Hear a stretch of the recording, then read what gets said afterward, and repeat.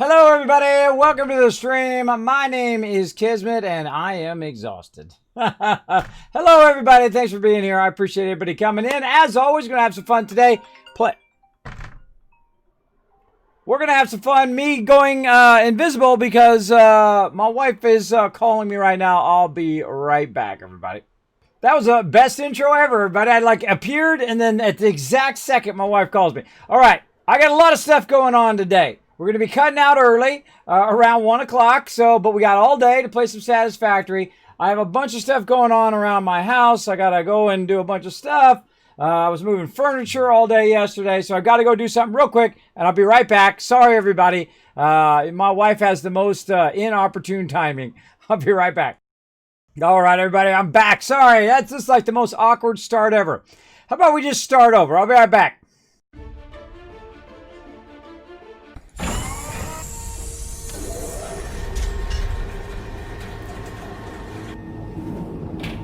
Hello, everybody. It's me, Kismet. Let's get into it. Apparently, my wife has the awesome timing as always.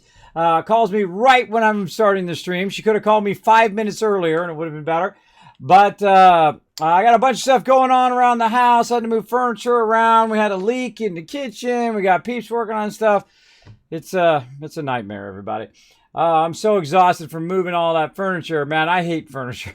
I hate furniture because I hate moving it. That's the thing, right? That's when you know you really got too much stuff, when you move stuff and you're just moving it all over the place and whatnot.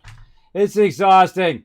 So sorry for that awkward start there because, of course, you know, nobody ever thinks of this stuff ahead of time. And always got to be right the last minute when I've got to get up and do it and take care of it and do all of that. And whatnot, but we're going to get into it, everybody. Thanks for being here. Thanks you to Dragon Overlord for the kind words. I appreciate that.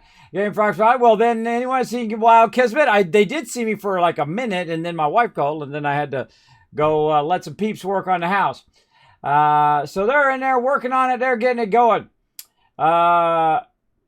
He was here, but it's his wife. Yeah, that's right. There we go. Dragon Overlord's got my back, and thanks for having my back. In fact, I'll give you guys 1,000 kiss cats for that incredibly awkward start. Probably the most awkward start I've ever done. But that's okay. We're gonna get right into it. I am got my factory going, and I'm ready to do something other than to think about all that other stuff. I'm ready to play some games and hang out with you guys. Let's go.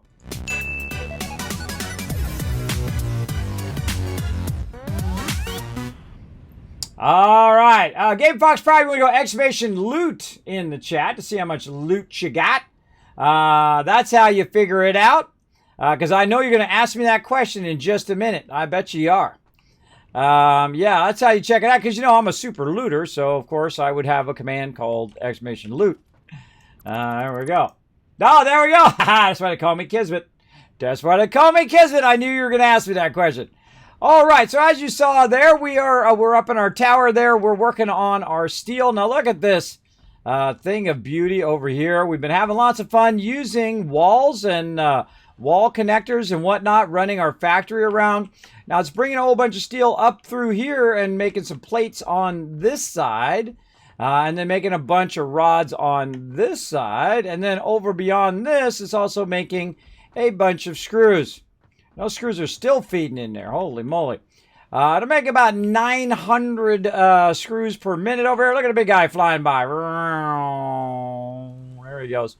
Making about 900 screws per minute, but I can't run it that fast because I've only got ones that maximum speed is 270 on these belts. But all that stuff's being fed here into my central storage area where it holds all of my resources, including my cement you can see here. Not only is that box full, but the one above it, and the one above it, and there's the one above that as well, to help us do all of our work. And you can see we're running in wire, we're running in all sorts of stuff. We got our copper wire running over here as well. Lots of good stuff. Running along there, backlogging, filling up all of those boxes. And once they do fill up, they'll go ahead and backlog and turn that part of the factory back off again. Now, we've been basically tore everything down and revamped it all and trying to optimize it so it works much better. And it's actually looking pretty awesome. Let's jump down here to give you a quick tour of what's going on down here in this lower level. As you can see, we've got a lot of pure nodes going here. Now we actually have all 4 of these going. These are all 4 pure iron nodes. You can see they're running in, they're being smelted, and then they're running up beyond that wall behind there and up there. Same thing over here. This is being extracted, running along there, across there, up to the upper level, and then up there is when it's doing. We have just the forges down here, so it's just making iron ingots. That's it, not doing anything else other than that.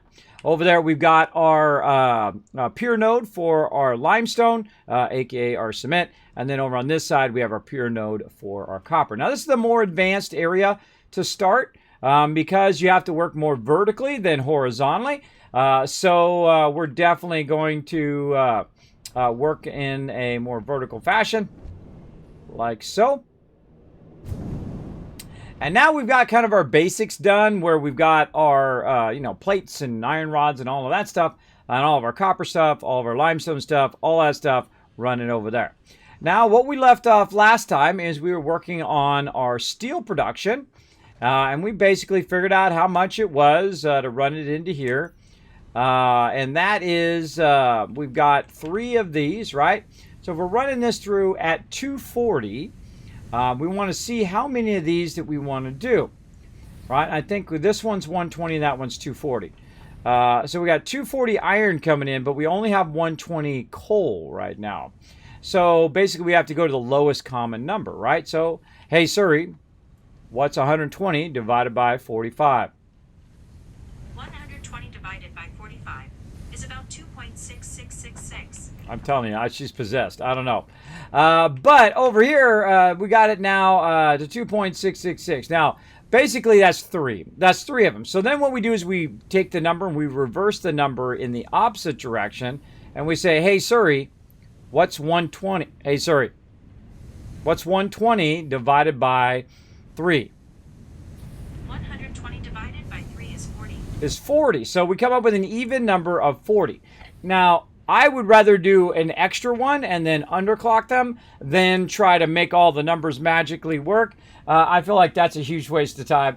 Underclocking is so much easier. So you just go in here and you go ahead and just slide this baby down until it says 40 per minute. Pretty easy. It's actually right behind my big old head. It's saying right here, 40 per minute. So we're about 89%, I would guess. So we can also type it in right there, 89%. All right, awesome. And then we're going to go to the next one over here and go same thing, 89%. Because there's no reason for it to run at that maximum speed and cost us that extra power if it can't produce at that power anyway.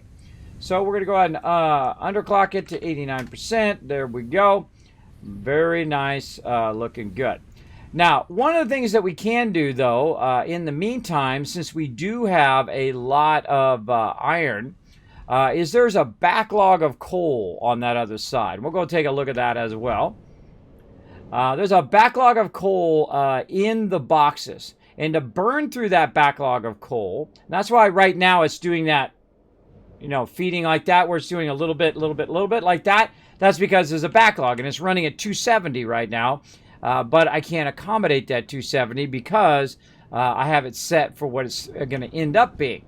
So let's go way down here. Look at my cool factory over there too. We're going to go way down here. We're going to look at the original. And we can see that we have a bunch of backlog coal coming from up here. As you can see, we got a bunch of it in there. We probably, oh, there we go. See, it's holding pretty rock steady right now. So if we do want to empty this out, not have too much backlog of coal. Now I do also have some backlog of coal for my power, which is always a good thing to do, but I don't necessarily need it for, that's kind of dangerous there. Hold on. Put that back in there. I don't necessarily need it for my production. I just need it for down here. Now I've got another box, as you can see, some more boxes down here, which have some excess coal in it as well. And they're kind of feeding from the top down. You got tons and tons of extra coal. Certainly not hurting for any coal. Now, it's not going to take this coal and drag it upwards because it doesn't feed back up again. It only feeds down and then to my power plant here, which you can see I've got a whole bunch of these running. We've got 12 of them running on both sides, and it's feeding the power up to our wall connectors and then feeding that back up again. We can see it's feeding up back up into there, and then it goes up to my main factory. So we've got plenty of excess down here now. We can go ahead and basically crank up those, so those are producing at a higher rate temporarily to burn all that excess. So that's one of the things we'll want to do today is get a little bit of that excess burnt up. And I like to have little stopping points in my hypertubes to make it easy. No reason to run a separate hypertube all the way over there. That's just my thought anyway. I don't like running, one that just goes all the way from there all the way to the one spot. Go, stop, and then choose which direction you need to go, or work wherever you need to work there, and so on. I like the little stops, kind of like train stops or bus stops or hypertube stops, whatever you want to call it. Okay, so temporarily we could actually kind of crank this up to about 200% because we have plenty of iron ore and we have plenty of coal. So if I wanted to kind of crank this up, first thing I need to do is look at my power before I get any crazy ideas. Right now, boom, it's like topping out at 600. I have 900 megawatts. We're definitely going to have to end up figuring out something about more power. But we can go ahead and just kind of crank this back up. Now, to crank it up past 100%, or I could just leave it at 100% for now, we'll turn it back up again. But normally, I would crank it back down to the 89%. So we'll crank that up to 45 per minute because it can do 45 per minute right now. And that's going to burn up that excess.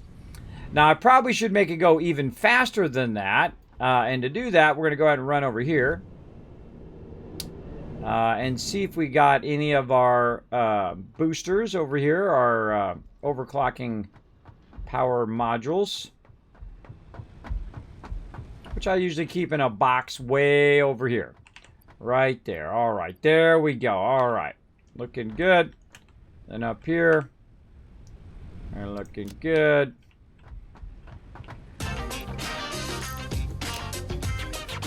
Over there. All right. Oh, really? No power modules. What did I do with those power modules? I thought I had some. Oh, thank you so much for the sub, love. That's a brand new sub, everybody. Charcoal King brain. I'm getting my brain fired up today. Charcoal King, some love in the chat, everybody, for that brand new sub. Thanks for coming in, subbing the channel. Greatly appreciate it. Okay, so we got that going. Now, I don't know what I did with my little thing is because I know I got some of those. I know I got a bunch of those laying around. I probably put them in a box somewhere. Now, I have a tendency to just drop stuff in boxes when I have an overwhelming amount of that particular thing. As you can see over here, there they are right there. As you can see, we've got some extra resources just sitting up here that we're eventually going to want to sort through. And we're going to make a mega sorter eventually, which will go through and run extra sort. So if I have a whole bunch of stuff and I want to just put it in there and let it run through there, I will. Now again, just so you know, everybody, I have a ton of stuff that I need to get done today. So I'm going to be very distracted because I'm juggling a lot of things at the same time. I got peeps working on the house right now and doing a bunch of stuff. So I got to stay focused on all of that as well. All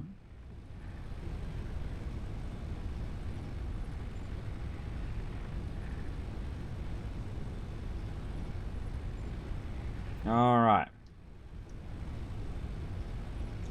All right. So I got to stay focused on that as well. So much going on over there. All right, so much going on. So if I seem distracted, that's what it is. Now, I did start my timer. We're going to start stream renders in about 8 minutes. We're going to get that going on as well. I'm a busy guy. Busy guy. Okay, so where do we leave off? We left off, we're going to get our thingies, and we're going to run them over here, and then we're going to overclock some of this stuff. Now, very rarely do I overclock. If I have a bunch, boom, exactly, Charcoal King. There you go, boom, dropping a boom on the channel. I greatly appreciate it. Getting us a little bit closer to that 200 goal again up there. That's kind of my big lifetime goals. I have like a consistent 200 subs, so we're going to keep working on it. Work on it every day, a little bit at a time. All right, let's get into it. Now, this is one of my favorite games because it's just so incredibly well made. I love the fact you can just go in here, overclock this baby. Now what it's going to do is it's going to start draining 67 per. And we'll say, hey Siri. Hey Siri. What's 67 times 3? 67 times 3 is 201. So basically, instead of 120 it's going to be draining, it's going to be draining 201 coal out of there. And it's going to be filling up this box very quickly over here, but that's okay because we're going to utilize that box for sure. Oh, helps if I put it in there first. There we go. And so we're going to go about 150. Now 150 is going to be about 16 megawatts. And we're going to go look at our overall power consumption here because it's going to definitely spike. There we go. Yeah, 660 right now. So looking solid. But what it's going to do is it's going to fill this box up over here very fast now because it's going to be cranking out of there. And you can see it's almost full now. And then what we're going to do is we're going to take this and we're going to convert it into 2 separate chains of production. One of those is, of course, going to be our steel beams and our steel poles right here, or pipes that we're going to get going. Now, I have it turned this way, and I was a little tempted about turning it around. But I think, you know what, I'm going to just go ahead and put it out here, and then I can run it straight across where my concrete is, and then run it that way. I feel like that might be pretty good. Let's go ahead and extend this out a little bit here, and we'll build some more production over here.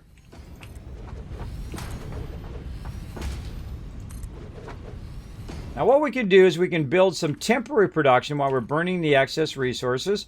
And then what we can do is go from there and reduce it back down again. So we kind of need to think of both of those things in the long term. See, look how subtle it is to just build. It's just so wonderful. By the way, if you didn't know that Satisfactory has some merch now, I went and ordered myself a Fix-It shirt. Because I had to have it. I don't know how I'm going to pay for it, but still, put it on a credit card. Worry about that later. Gotta have my Fix-It shirt. Gotta have my Fix-It shirt. So already ordered and on the way right now. So pretty epic. Pretty epic. Got the Satisfactory shirt on the way. Hey, I don't mind, throwing a little love their way. It's such a fantastic game. So fantastic.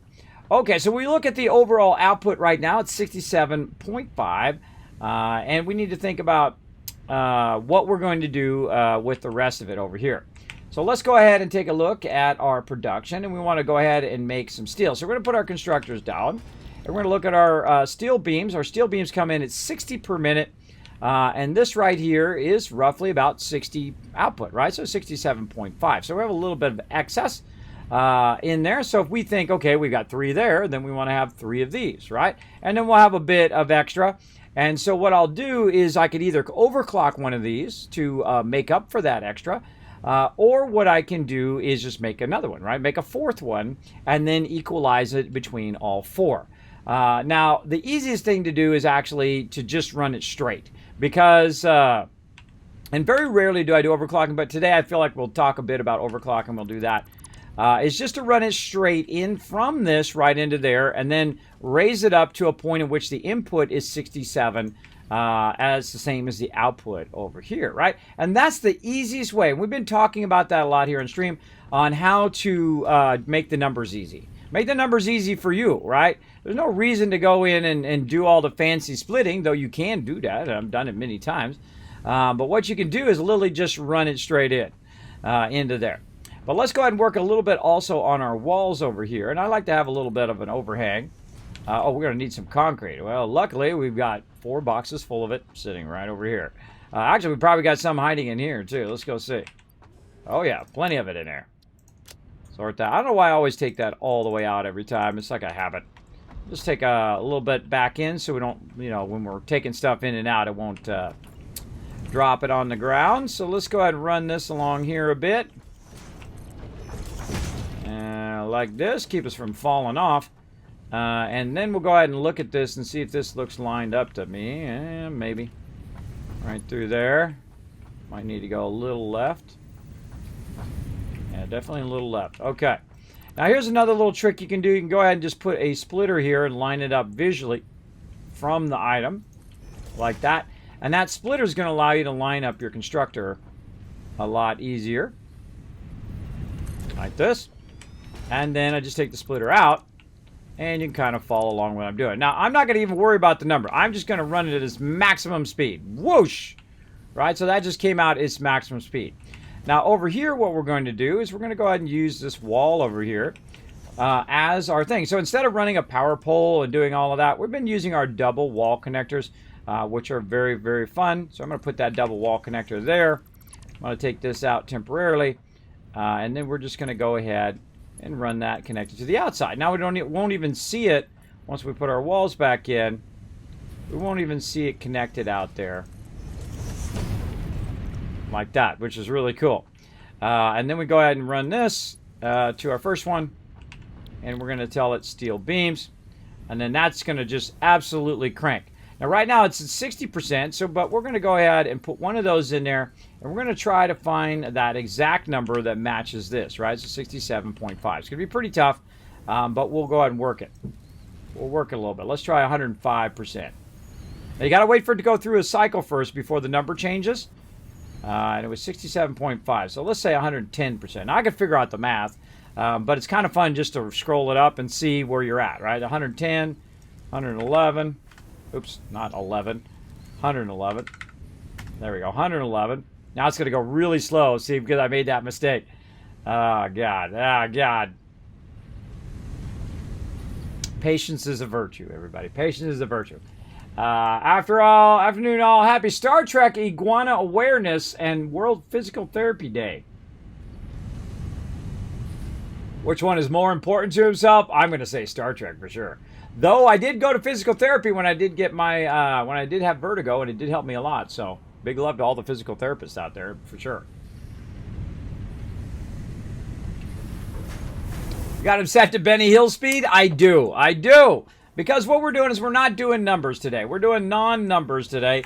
We're just trying to make the numbers super easy. I'm going to try 112, 67.2. Very close. And let's just say a little bit extra, 67.8. Oh, so close, right? And this is 67.5. But that's okay. We'll have a little bit extra. We'll have it go a little bit extra fast, all right? And that should work pretty good. Then what we're going to do, of course, is feed this all the way back into our primary system. And let's go look at how we want to do that. And it's okay if that stops back there. It's okay. We're going to burn all that excess here eventually. Now what I need to do is I need to get it from way over there, and I need to run it across here, and I'm going to run along. Battle! Oh, time to go to battle. And I'm going to run along here, and I might have to bring it up, and then all the way across, and then find a place to feed it into here. Now, I believe the right one was steel beams, and this one was pipes. I can't remember. Let's go take a look by, not getting on the ladder, by running upstairs here. And while we're running upstairs here, let's go ahead and fire up a nice Stream Raiders battle here. Now, we've been absolutely crushing it. Man, you guys got tons of loot yesterday. I did it literally for like 10 hours of battles yesterday. And I usually wait about 30 minutes in the stream, and then I go ahead and get it going. Let's go ahead and start a battle. Now, you can join me for some battles on that link right there in the chat. You go ahead and find me, your captain, Kismet. It is on your in your Chrome browser or whatever browser you want to use. And it's on your desktop or on your laptop. Still working on a mobile version, they say. And actually, I've seen the mobile version. It looks pretty awesome so far. I can't wait for it to pop out. And when it gets done, I will definitely let you know. I'm going to go ahead and pull out the Wasteland Tycoon. I guess we're just going to go right here in this bottom kind of left area here. We can just kind of cluster all in there. And then go ahead and see if we get another win for you guys today. Now, I'm going to let that run about 30 minutes. A little side game we play here on the stream. Very, very fun as well. Okay, let's go ahead and remember in which order we have this. Oh, it's not even these ones. It's not even those ones. It's these ones over here. I'm glad I looked now. Okay, so the first one is steel beams. Now, I could always change it if I feel like it. But steel beams is always the thing I need the most because that's a level 3 conveyor belt. So right there, and we're just, because we have so much steel beams, I'm just going level 3. I don't even use level 2 belts anymore. I find it's way easier to make this and just use level 3 belts, especially earlier game when you have low power and you don't have, your nuclear power and all that stuff. It's much easier to make those than it is to make these, especially if you have a nice pure coal node, in which I do. So that makes it super easy. But we will get these going too, because we need that for other manufacturing. Same thing with our encased industrial beams, because normally you do these two first. But me, I do steel first. Steel is the jam. It takes very little power to get it going, very little work to get it going. So it's good to unlock that as quick as possible, get that fired up and get it going. So we're going to say the first one here and then the second one there. Okay, that sounds good to me. Let's run over here and just put a little reminder for ourselves in the downstairs. Right over here. Okie dokie. All right, right here. So the first one is our beam. So we're going to go ahead and take this. We're going to move this back just a little bit. Or wait, no, we're going to run along that line. No, right here, yeah. Okay, so we're going to run that along that line. And what we want to do is get it all the way over to here. And then turn. But I've got a bunch of other stuff running over here. So it's going to basically be in the way.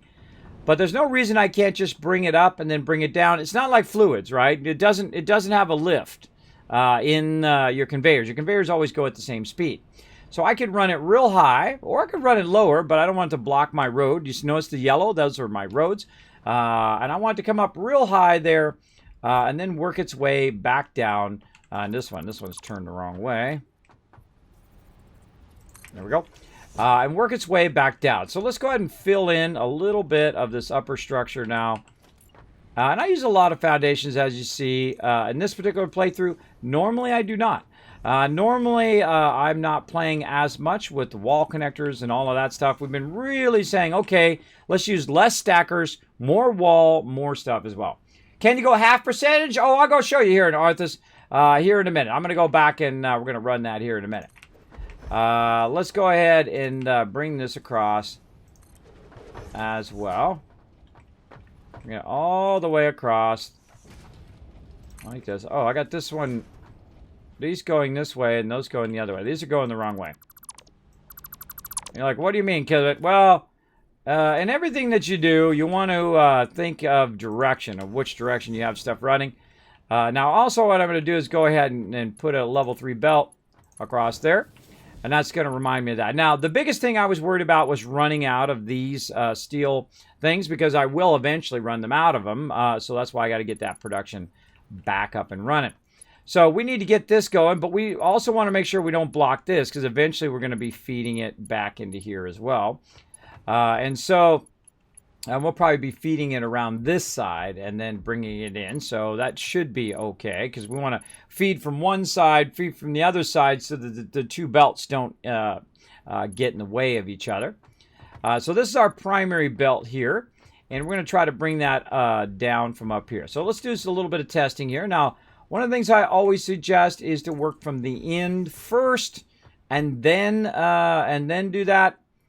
And we'll try to bring it down to right there and whatnot.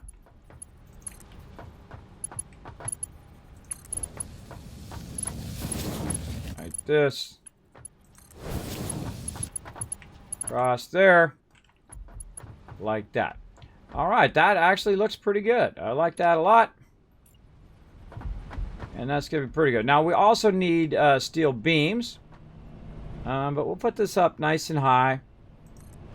No biggie. Easy peasy. And bring that across. And this is just going to be our central belts here. Now, there's all sorts of fancy stuff that you can do right now. Just trying to get it in there. We'll re-fancify it later when we get our faster belts and some more advanced pieces as well. So that looks pretty rock solid. Now, one of the problems we're going to have is trying to get the next one to go in here. Right, and that problem is the fact when you're trying to do a curve like this, and you're trying to curve your way into something. I'll just show you by doing this. See, that's kind of a hard thing to do, right? Because of the angle of it. Now, that's why I use these right here sometimes, the lifters, the conveyor poles, to control that action. Then I can just control the height of it. And then I can kind of lift it up a little bit better. So maybe instead of doing this, we want to use the same technique we used before. All right, we go ahead and back all this out.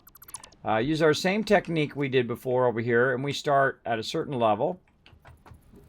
I'll say right there. And then we lift the next one up a bit. Like that. And then the last one.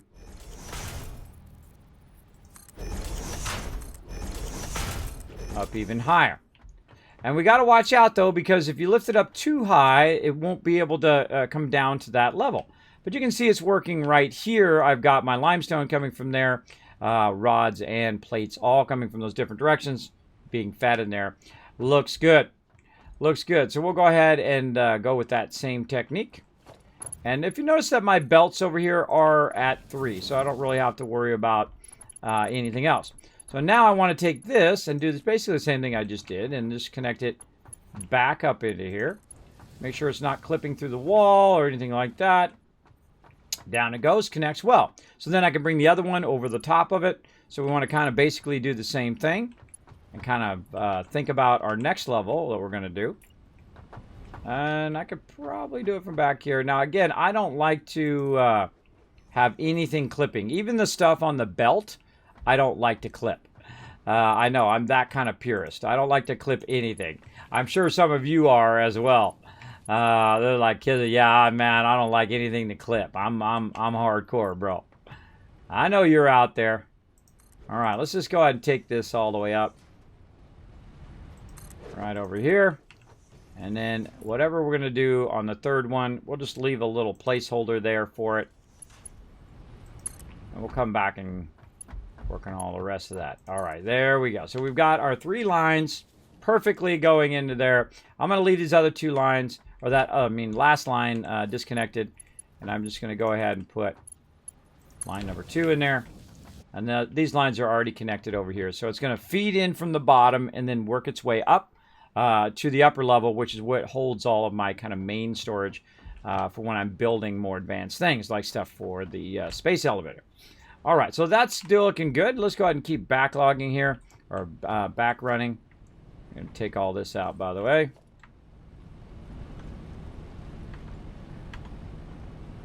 There we go. Take all that out now.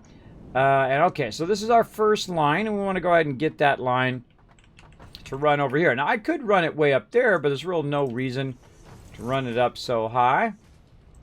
You know, and as we're adding lines, we're filling in some of these walls. I could spend all the time filling in all these walls, but it's really not necessary, I find, when you're building your factory. Unless, you know, you're a purist, you want your supports to be there. But me, I like to fill it in as necessary instead of doing that. All right, now we got our awesome sink over here, and the only reason it's over here is just to be off out of the way. I'm going to go ahead and take all this stuff out now. And I can go ahead and move this elsewhere. I was getting rid of a bunch of resources for us, but we don't need that anymore. So what we want to do is bring that over and then run that along the same kind of level that we're running this. And we'll run it a little bit higher than this one. Let's see if we can get that across there without... do a little bit lower, a little bit higher. I think I did a little bit lower. Yeah, a little bit lower. So we're going to run that across there. By the way, I'm picking this up by just hitting middle mouse button. And I've already got the distances from this lower one. So I'm just going to go ahead and do that. And we're going to take a look at how it looks when it runs by the power there. Oh, perfect. The power is just back enough. It has such a gap that it actually goes right by the power perfectly. Very nice. Okay, I like that a lot. And then all we need to do now is we need to get it from here up into this top part. Oh, it doesn't quite reach. That's always the way it goes, everybody. Always the way it goes, but that's okay. We'll go ahead and grab this. Now, I would probably move this back, even though that's the max distance. I would move this back a bit just to kind of make it a more clean rise and the way that it goes up.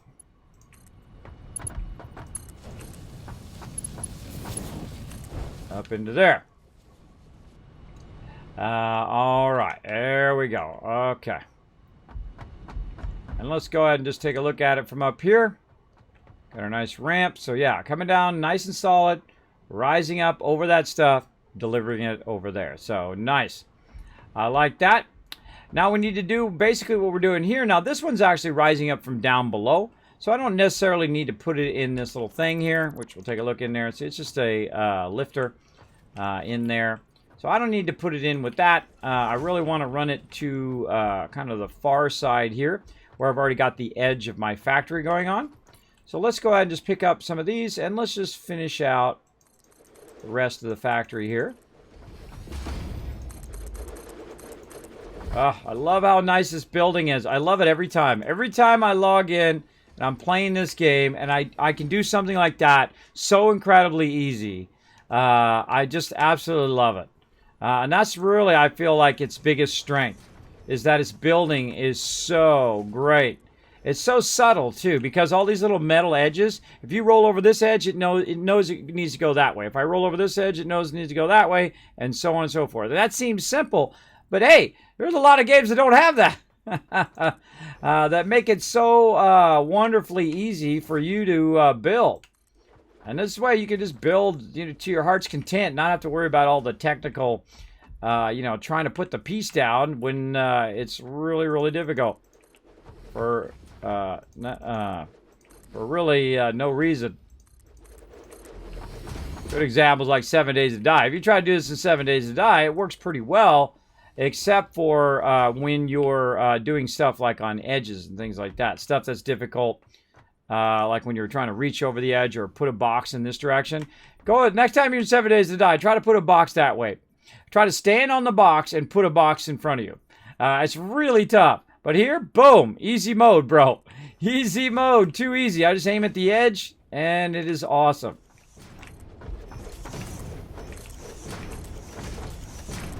Look how clean this is. Oh, sometimes it does like to troll me, though, when I do try to do these top ones. Once you get one of them set, usually it holds its rotation. Alright, looking nice. And this factory is growing up and growing out. That's what you do in real life, everybody. You grow up and then you start to grow out. At least I did. That's how it goes. Alright, so there we go. So we want to run it along the outside edge of this factory. And I'll probably raise it up a bit. So we don't run into our transport. We want to run both lines along this outside part of the factory, and then eventually end up over here in their own separate lines. And we'll go ahead and put some more over here. Oops. See, it always tries to reverse it whenever I do the next one up. There we go. But then once you do the one up and then you keep going up, it then remembers it. Okay, so we've got to bring it through from over here, in there, and then down this particular line. And so we'll go ahead and just grab this wall mount. We'll move it back just to give us an idea. We're right about here. And we want to go ahead and bring it in. Now, again, we could bring the wall mount down to that lower level, because we're going to need two separate kind of lines run. And it's really fun to kind of run either a single or a double wall connector, right, like this. Instead of just running it on a conveyor and doing all of that, we're using wall conveyors. We're using a lot more of our wall, a lot of our unlocks, a lot of that stuff.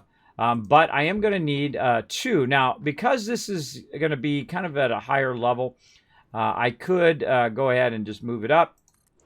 Either to the top or the bottom. And I'm going to see what I like more, or I could use both. I could put a single at the top, single at the bottom, whatever I feel like doing. I kind of feel like doing a double. I don't know. Let's see how it works. So let's say the first one. Yeah, see, this is going to be in the way of each other. I can see that already. So if I put this one, say, across to there. Oh my gosh, look, it just doesn't fit. It's always how it goes, everybody. Just so close, but no cigar. All right, so we'll raise this up or run that across there. Then we're going to have another one up above that one. And we'll raise that up into there. And then it's real awkward, and it's clipping through there and all of that. So I feel like that's really unnecessary to do a double one next to each other. So what we'll do is we'll do two singles, and that'll make it a lot easier to manage it. And I did that just to show you guys why I would do a 1 versus a 2. Now, we'll get back to that question, by the way, on half percentages. Don't worry, I haven't forgotten. I have not forgotten. We will get to it. Oop. Try that again. All right.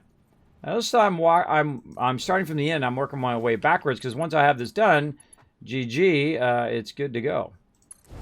All right, very nice. And now we also have different levels that we know this is. I really should put this on a button. And right there. Okay, so we're going to run this over here. And we're going to run that about, let's say here.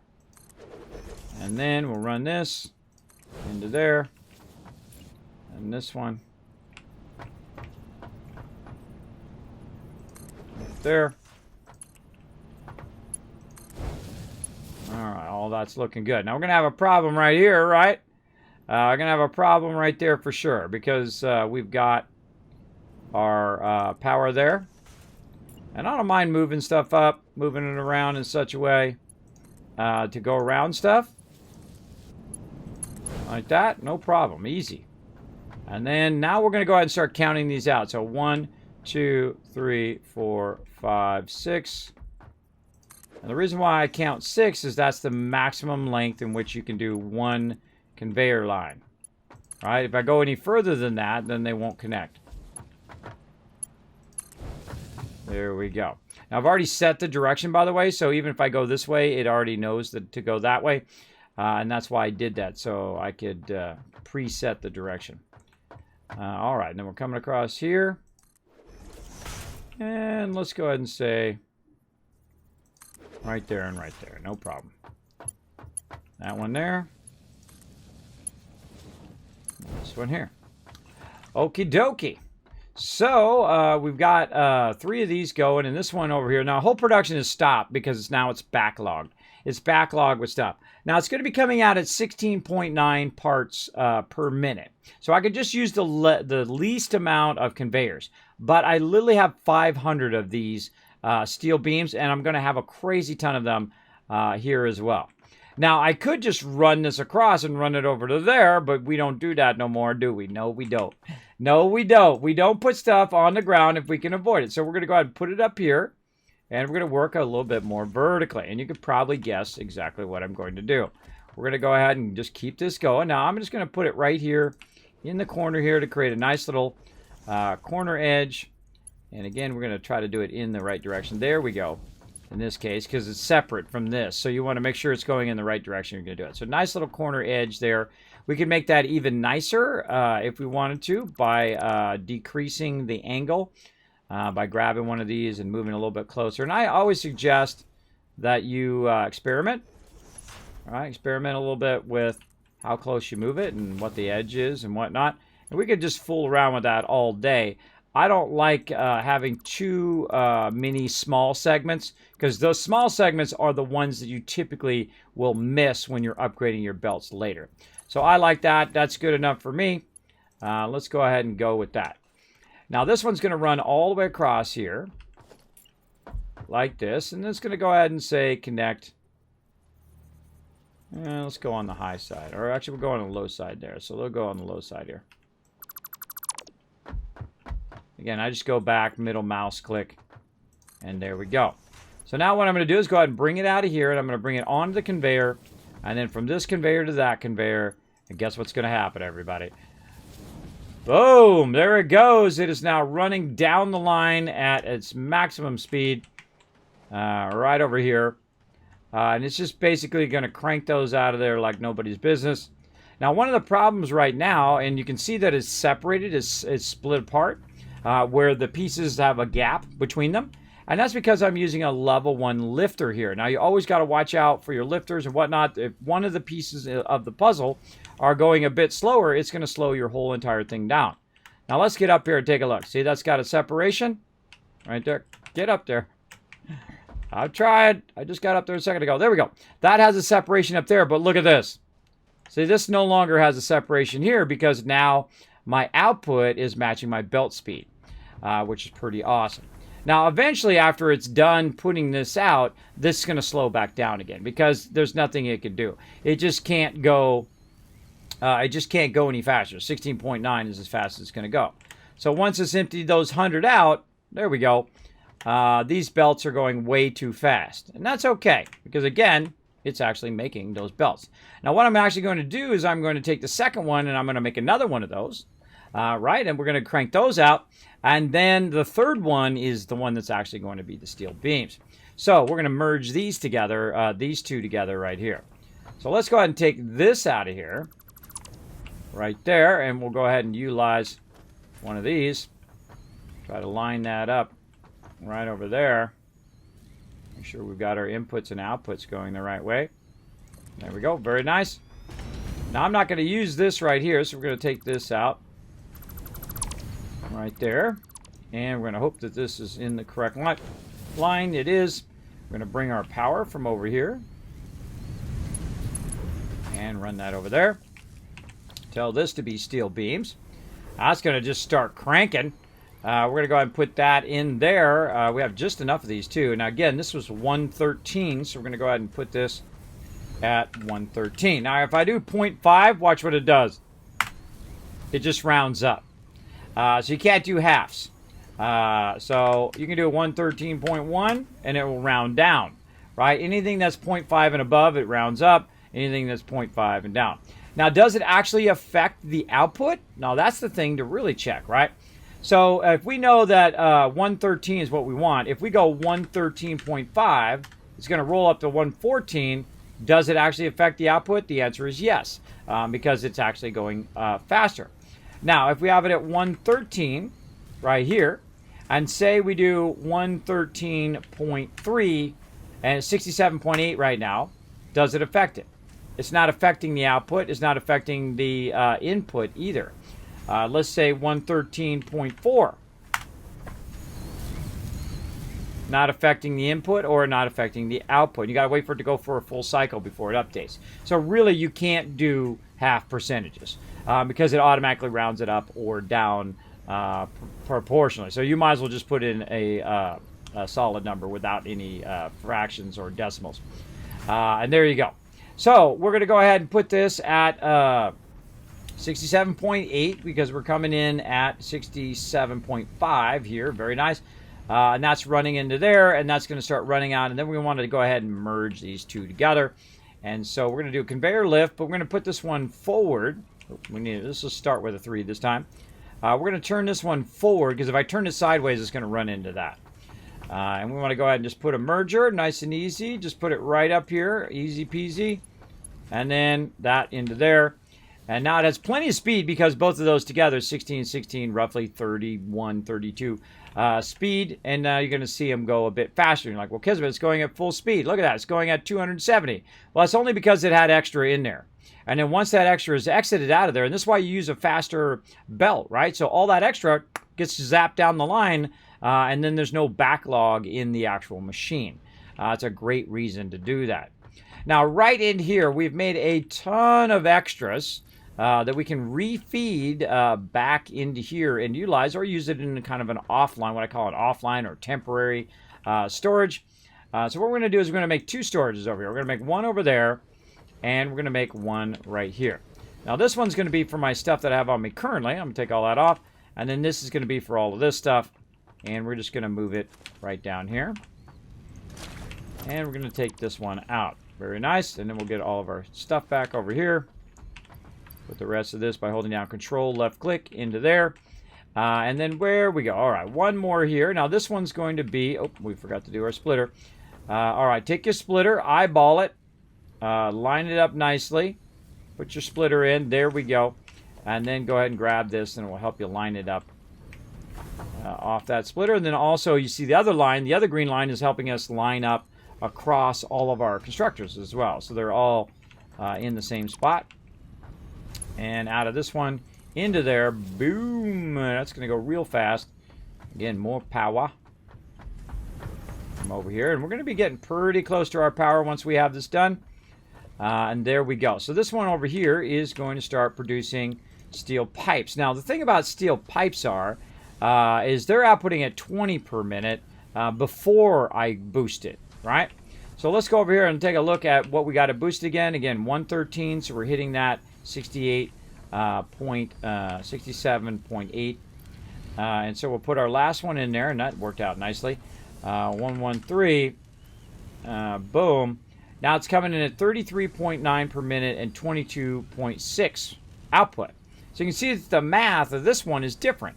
And that's because the input is different than the other one. So we want to go ahead and say, okay, the output of this is 67.5. So this one actually needs to really be cranked up, maximum 150, and let's see what it's at 150. Well, it's only at 45, so it's not even at 66, right? So this one is not going to work, and that's because the input is not strong enough to do that. So what we can do is take what we have here and just split it in half. Hey, sorry, what's 67.5 divided by 2? 67.5 divided by 2 is 33.75. 33.75, so 30, basically 34. So we're going to go ahead and we're going to mark that down as 34. I'm going to write that number down so I don't have to, my numbers lock is off. It keeps making me move. We'll write that down, 34%. All right, there we go. So 34% rocking and rolling, or 34 input, not 34%, but 34 input is what we need roughly to make this rod work. So we're going to go ahead and take this out, because what we're going to need is we're going to need a little bit more space, right? So we're going to try to bring this a little bit forward because we don't have enough space to go this way. And I could readjust all of this, but I'm not going to. I'm just going to bring it forward a little bit. And I'm going to bring it forward over here, and I'm just going to put my stuff here. Now, this is going to help us actually run the other line over there because it's going to be closer to that other line. Now, I'm going to go ahead and do what I call a centerline split, where you go ahead and put the splitter right in the middle. And then your input's going to come from over here. And then it's just going to go from there into there, into there. Pretty easy. Steel pipe on that one. Steel pipe on this one. Now, we're going to have a bit of a problem because we might have an overclocking problem because we don't have enough things to overclock with. So we're going to go and run that out of there. Whoosh. There it goes. Into these. And we'll go ahead and make another connector just for these. Like this. We'll go ahead and I like to run these usually every couple, but in this case we'll go ahead and run it to there. We'll just have a little fun and connect it in the back. Nice thing about connecting in the back, these back ones here, whoa, about fell off. These back ones here actually made my stomach sink. It's 4 on each side. That's why these are so amazing, because there's 4 on each side. That's 8 connections you can do to the one connector there. So you don't have to worry about you know, getting the next level materials or making, you know, upgrading them and whatnot. All right, there we go. Those are both off and running. So right now they're going at about 30 per minute. So what I'm going to do is I'm actually going to split it in such a way where one of them is boosted and one of them is not. And that's an easy math to do if we want to do that. All we have to do is take our base number here, take 30 away from it, and then make the other one 37.5, right? Because 30 away from 60 is 30, and then you got 7.5 left over, so it's 37.5. So pretty easy math there, pretty easy to do that. We're going to go ahead and do the right one here. And so we'll go like this, and then now we got to get it to 37.5. So let's say 103. Again, every time you boost it, it takes a lot more power, though. I'm not a big fan of boosting it too much.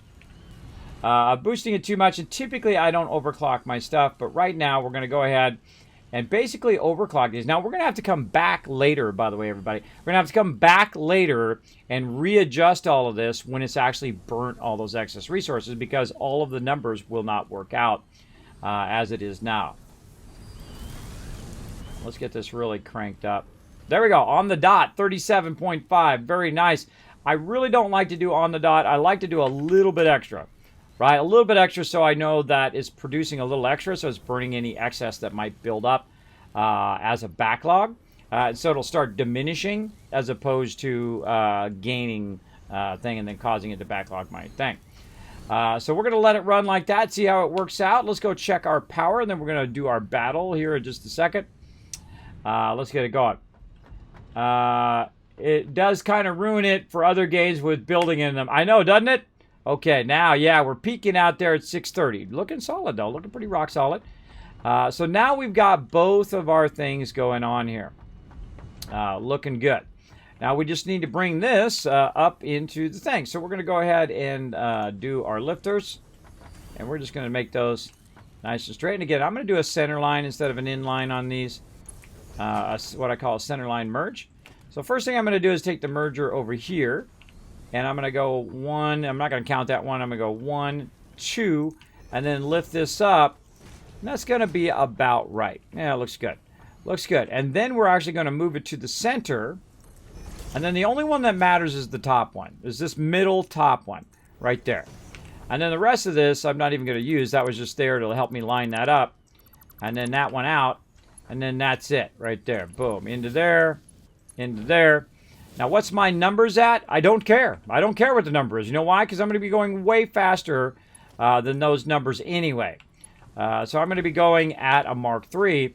And now I just connect that in. And now it's going to send those all the way down and into that box. They're going to come flying out of there too. Now I can also speed this up overall by using just everything as 3s, as you can see. And it's just, you don't have to do any math. It'll just go at the maximum possible speed it can go at this particular point. And that's, look at it. See, there's no extra. There's no extra in there. It's just cranking those in easy peasy. Now, one of the problems with this right here is that it's coming down and it's splitting right now perfectly. It's splitting in half perfectly. And I could go in and I could mess with the numbers and whatnot, but I have it actually going a bit faster so you can see that there's no extra steel pipe. It just takes that straight out. My backlog of steel ignits, is that too much or not enough? That's what you're looking at right there. Is there too much in there or not enough? Now, what I can also do is just say, you know what? Screw it. Just go as fast as you possibly can and burn it. And so what I'll do is I'll take the extra steel ignits out of here, and I can go ahead and just manually feed them in here too. And that's just going to burn the heck out of all those excess and then burn the ones that come in. So again, we can go in and fool around with the math, and we could cut it and split it in multiple splits until it all gets in there. But I feel like it's just a waste of your time. What you want to do is we're going to have to retool this anyway. We just want it to go as fast as it can. Now, there is another way of doing this so that this one is getting the equal amount of this one, or actually getting more than this one is. And that's called inline. This is a center split here. But an inline is when you bring it in to your fastest one, in this case, right here. And we're going to bring it in from the side, and we're going to bring it in from that side, and we're going to run it that way. And this time we're going to go ahead and bring it across and run this right into there. And then we're going to run it from here into there at its maximum speed, like that. So the first thing it's going to do is it's going to fill this one as much as it possibly can. So this is going to come out of there at its maximum speed and fill this with as many steel ignits as it possibly can. And then this one's going to run out as fast as it possibly can as well. Now, it's going at 30 parts per minute right now, and it should be running out. Now, what will happen right here is like, oh, God, it stopped. Why did it all stop? And the reason why it stopped is because I haven't done the rest of my belt. So we'll get that going. How long have you played Satisfactory? Ever tried Risk of Rain 2? No, I have not tried it, but you can go ahead and suggest it. By the way, on the Discord, I have a special section for all my Teamwork Tycoons in there for suggesting games that you want me to check out. Feel free to go in there and put it in there. Good, that'd be a good thing. Game suggestions under Brighten Our Day. I always like to see new games. I always like to hear about new games. Pretty fun. Okay, now before we go any further there and we work on our line a bit, let's go ahead and do a battle. We can get another one started up. Try to get you guys some loot today. Ooh, look at that line of excellent, awesome peeps, which happens to be always right behind me. I don't know why that is. Always right behind me. Let's do this. Zoom in on the action. Oh, that dude is toast. Get him. Oh, wow. That was fast. Nice job, everybody. Again, this little side game we play called Stream Raiders is very, very fun. You guys can play it in the chat. It is free to play. Super, super fun. Kellum Mall getting an extra 25 gold today. Raiden coming in overall MVP. Nice job, Raiden. All right, we're going to go ahead and run through here. We're going to try to go whoop-diddy-whoop-diddy-doo and try to get over there and get you guys some serious loot today. We might get to the boss. We'll see how it goes. I've only got till 1 o'clock today because I do got to run out. I got tons of stuff to do. as well. So I'm filling this upper left corner. Let's go upper left corner. I have a bunch of stuff I have to get going.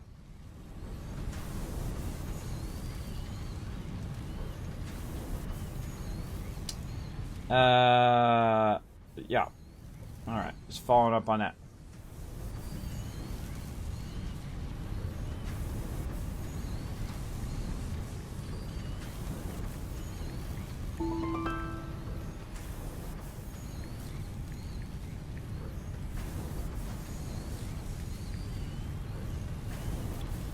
All right.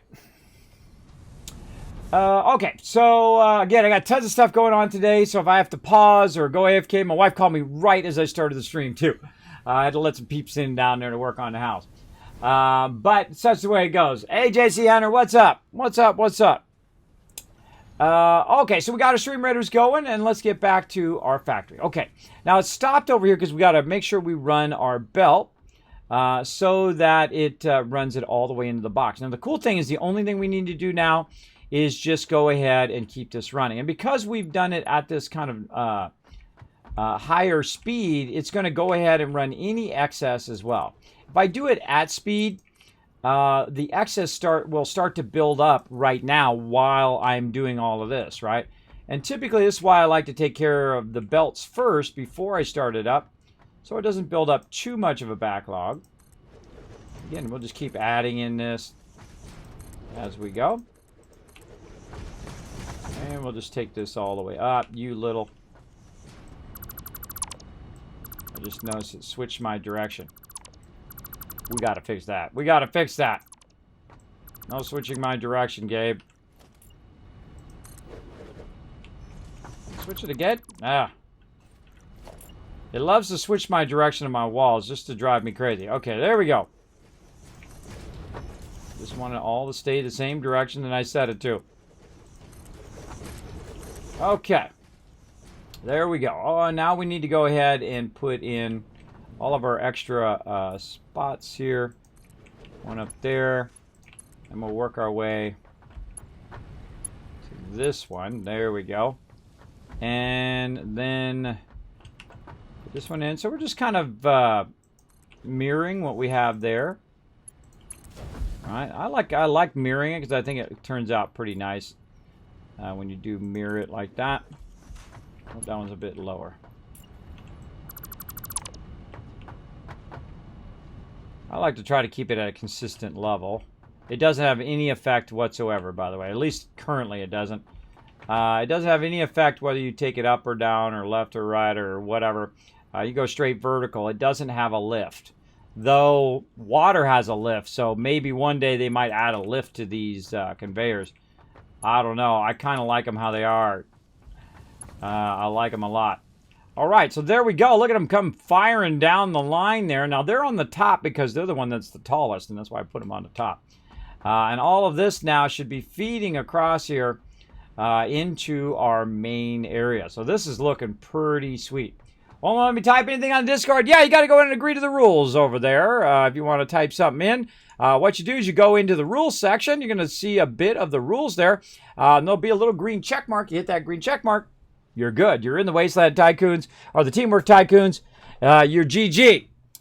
Make sure to read all those rules, which also talk about our community server rules. We talk about our Discord and all of that stuff, and Twitch chat and so on and so forth. And you agree to those rules, and then you're good. All right, so there they go. They're pumping in there like a nobody's business, and that's just going to run and run and run and run. Okay, easy stuff, right? Easy stuff, and we're talking a bit about overclocking and splitting stuff up and whatnot. And I think that worked out pretty well. So again, if you have one that's overclocked and one that's not overclocked, that's the best time to use your inline. Because what it's going to do is it's going to hyperfeed the first one or max feed the first one first and then the second one over here, I find. Because it's going to come in here, it's going to split there, and then this will start to overflow. Especially if I start to slow this down. If I slow down the split, that will do it as well. So right now, you can see this one's a little bit struggling, right? So it's like 3 of 3. And this one over here is got a lot more, so it's not struggling. It has a lot of extra. But then again, we did manually feed it in there. And we can do the same thing over here. We can just manually feed all of these to give it a boost. And just have it go really, really fast. Because it'll just never stop running, right? So we're just like, boom. Now that'll just keep going at its maximum rate. That it will keep going. Same thing over here. Now, of course, you don't want to have to do this all the time. You don't want to have to max feed that. What's going to also do is cause a backlog of your stuff as well. If it's going faster than what it can do. So it'll start to backlog this one, put all the excess in there, and that's okay. This should be cranking out as fast as it possibly can. And then this number should actually be diminishing. You want this to diminish. You want that to diminish at this point because what we're trying to do is burn up a lot of extra coal right now. Burn up a lot of extra coal, and when that coal is done, then we will go back to our 120 speed and we will readjust all of the speeds so it's more in line with that. Now, also what we can do is we can go ahead and use this to feed this into the system. And so we can go ahead and feed this also into here. Because this is going to start diminishing at some point. We can feed that into that system, or we can feed it into this system, or we can feed it into both. So see how this is 4 of 4, and it's going just a little bit slower than our actual per minute, right? So if we want to burn up all this excess over here, we can also feed that in to this as well. And that's a little trickier because you're going to have to lift stuff and move stuff and do all of that. But it is kind of fun to go in and do that kind of stuff. So let's go in and let's go ahead and use our industrial storage here. Now what we're going to do is turn it around so it's going in the opposite direction. And we're going to feed the bottom part up into the top part, and it's going to start feeding it up into there. It's only going to do that temporarily because we're going to go ahead and feed it into these ones. Now this one over here, you can see is going a little bit slower. It's got 100 in there. So it's running 67.8. It's got plenty extra. And this one's just cranking it out, right? It's got both things, 67.5. This over here, 67.5. But for some reason, this one doesn't have as much of a backlog. And the reason why is because we've probably backlogged that other one a bit further, at the beginning. So this is 113. This is 113. They're exactly the same. It's just that this one has a backlog in here as well, where this one probably does not. See? Kismet knows all sorts of things. So what we can do is just go ahead and feed this back into there. Look at it coming out of there now. Now it's going to backlog all that extra 100 into here. Now, could have done it way easier just by putting it into there, but there you go. Now, another thing we can do is say, you know what, screw this. Go as fast as you possibly can. Over here, too. Fast as you possibly can. All right. Now, we got that going. Now, here's what we're going to do. We're going to actually do a bit of another inline over here as well. And we need to get these so that we can also use the excess and run the excess in there. And see, this is going to go way faster than it was. It's now going to go at 22.5 per minute. And it's going to start to burn all the excess that is in here. In here, and then start to burn any excess in here. And we can see we fed that all in there. And we can also feed this in there, and it'll burn that excess as well. Because it's going way faster now. It's going at 90 per minute, which means it's feeding in there pretty nicely. And the same thing over here. We're just going to just massively overclock all of this. There we go. Very nice. That's good because this is diminishing over there. Very nice. Okay, now what we want to do is we want to take this and we want to split it and add it to this. Now, how do you do that? That's actually pretty tough because what you're going to need to do is merge this along this line. Right? So we're going to go ahead and put a merger there. And we're going to go ahead and try to hit this line. Now, I got to make sure the green arrow is going the right direction. Very important. And we'll put a merger here. And then same thing over here. We'll offset this one just a bit. There we go. Now, we're going to also need to split this in a third, right? So we can feed it to all three of these equally. So if we have any excess, it'll feed it into those. Now, I suggest the easiest thing to do is a nice conveyor lift. So the first one over here is actually going to be the tallest one. This one here is going to be the shortest one, like that. So we'll do short there, and then tall here, and we're going to have some fun. Now, this is what you call spaghetti, because we're just going to just let it run in there and not really worry about how it runs and all the things, because eventually it's going to run out. And when it runs out, we're just going to take all this rest of the structure out. So it's only temporary. So we're going to run this down to here. Now we've got our main line there, but we do want to do a splitter here. So again, we go right along this edge, and we can do some splitting. I'm going to go up a bit right there. There we go. And this is going to massively overwhelm this if I leave it like that. So we're going to take this one, and we're going to run it to the tall one if we can. Oh, wait a minute. Encroaching another's clearance. So we need to kind of control that a little bit, and we're going to control it temporarily with our conveyors. Now, another thing I can do, by the way, is just literally just run that into the awesome sink and forget about it. So, screw it. Just throw that extra away. But you know what? I feel like doing some little fun merging and splitting today. And there we go. All right. So that's now going to take all of that, and that's what they call spaghetti right there. And I could clean it up and make it nicer. But when it's temporary, I don't take the extra time to make it all beautiful. But it's just really cool to watch it go on different levels. And go different places on different levels. I feel like that's one of my favorite things about Satisfactory, is watching things go under and over and all of that stuff too. Very, very fun. Very, very fun. All right, so that's now going to feed all that excess into each and every one of these things, and we got them cranked up to maximum speed because we need a bunch of this. You know why? Because I threw it all away before. That's right. I ran all of this resource into the awesome sink so I didn't have to move it around or deal with it. And I kept some of it so I could build, but all the rest of it I literally just got rid of. And there we go. So that'll go to a certain point in which all of this excess is used, all of the excess coal is used, and then we'll be ready to go back to optimizing it based on the input speed over there. And they'll create a little bit of a backlog while we're doing that before. But we've got plenty extra. Let's let it run. Let's let it burn up all this extra. And that's how you prime stuff, to do overclocking, how you burn up extra stuff. Now, I could build extra constructors, but this is one of the few times when I'm burning up excess resources, or if I'm doing what I call offline, where I'm putting basically some boxes to hold the stuff, so the converter and then the output boxes. That's the only time I typically do overclocking, is when I'm doing this kind of thing. You can see that it's got plenty in all ways that it can have. And this side over here, man, really cranking it. Really cranking it. Again, I got all of these at 150%. They're going at 90 input.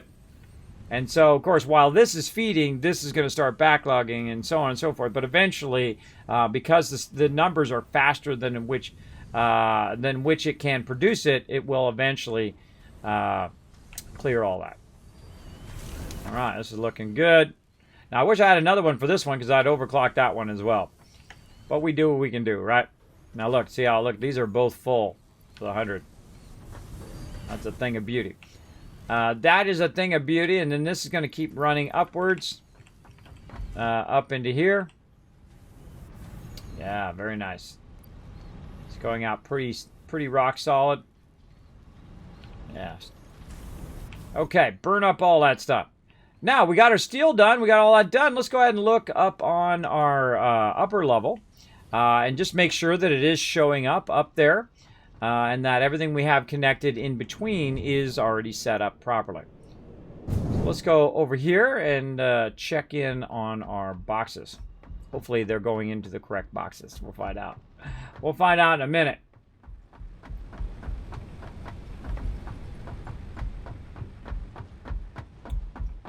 All right. Now, see, I don't see it. I don't see it coming into this box. This one? Oh, yeah, that one's going in there. So there's something going on with this box. If I don't see it, then that means there's something that's stopping it. Do we see it down there? Nope. How about way down on that other one down there? Let's jump down. You're like, okay, we're going to die. No, I'm good. This one is definitely feeding into here. Yep. But it's not feeding up to that one. And probably because on the front of it, it doesn't have a connector. That's typically what will cause that. Or the connector's messed up. Yeah, see the conveyor belt right there is messed up.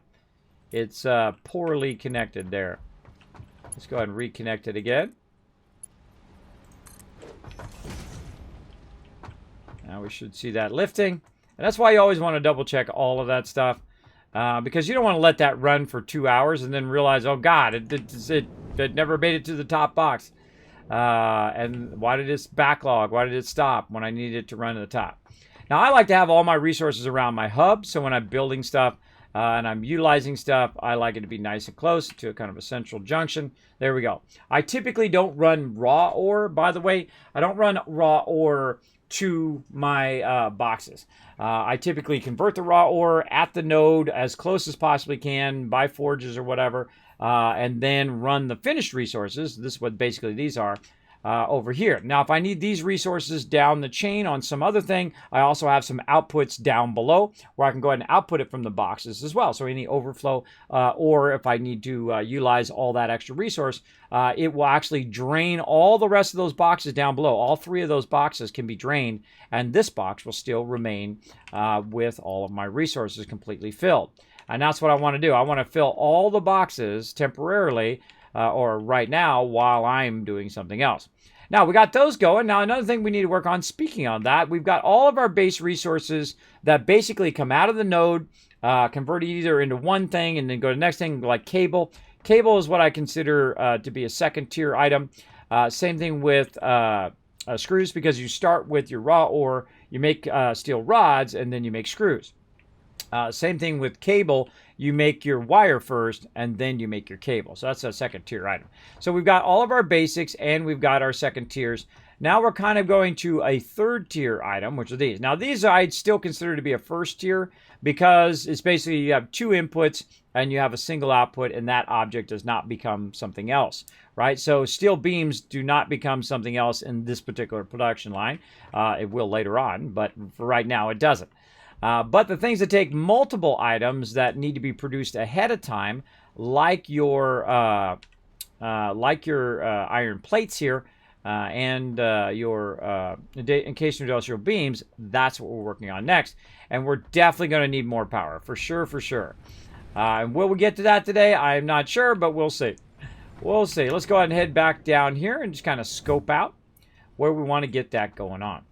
Now, again, the first one is going to be our plates, and we want to go ahead and run our plates into there.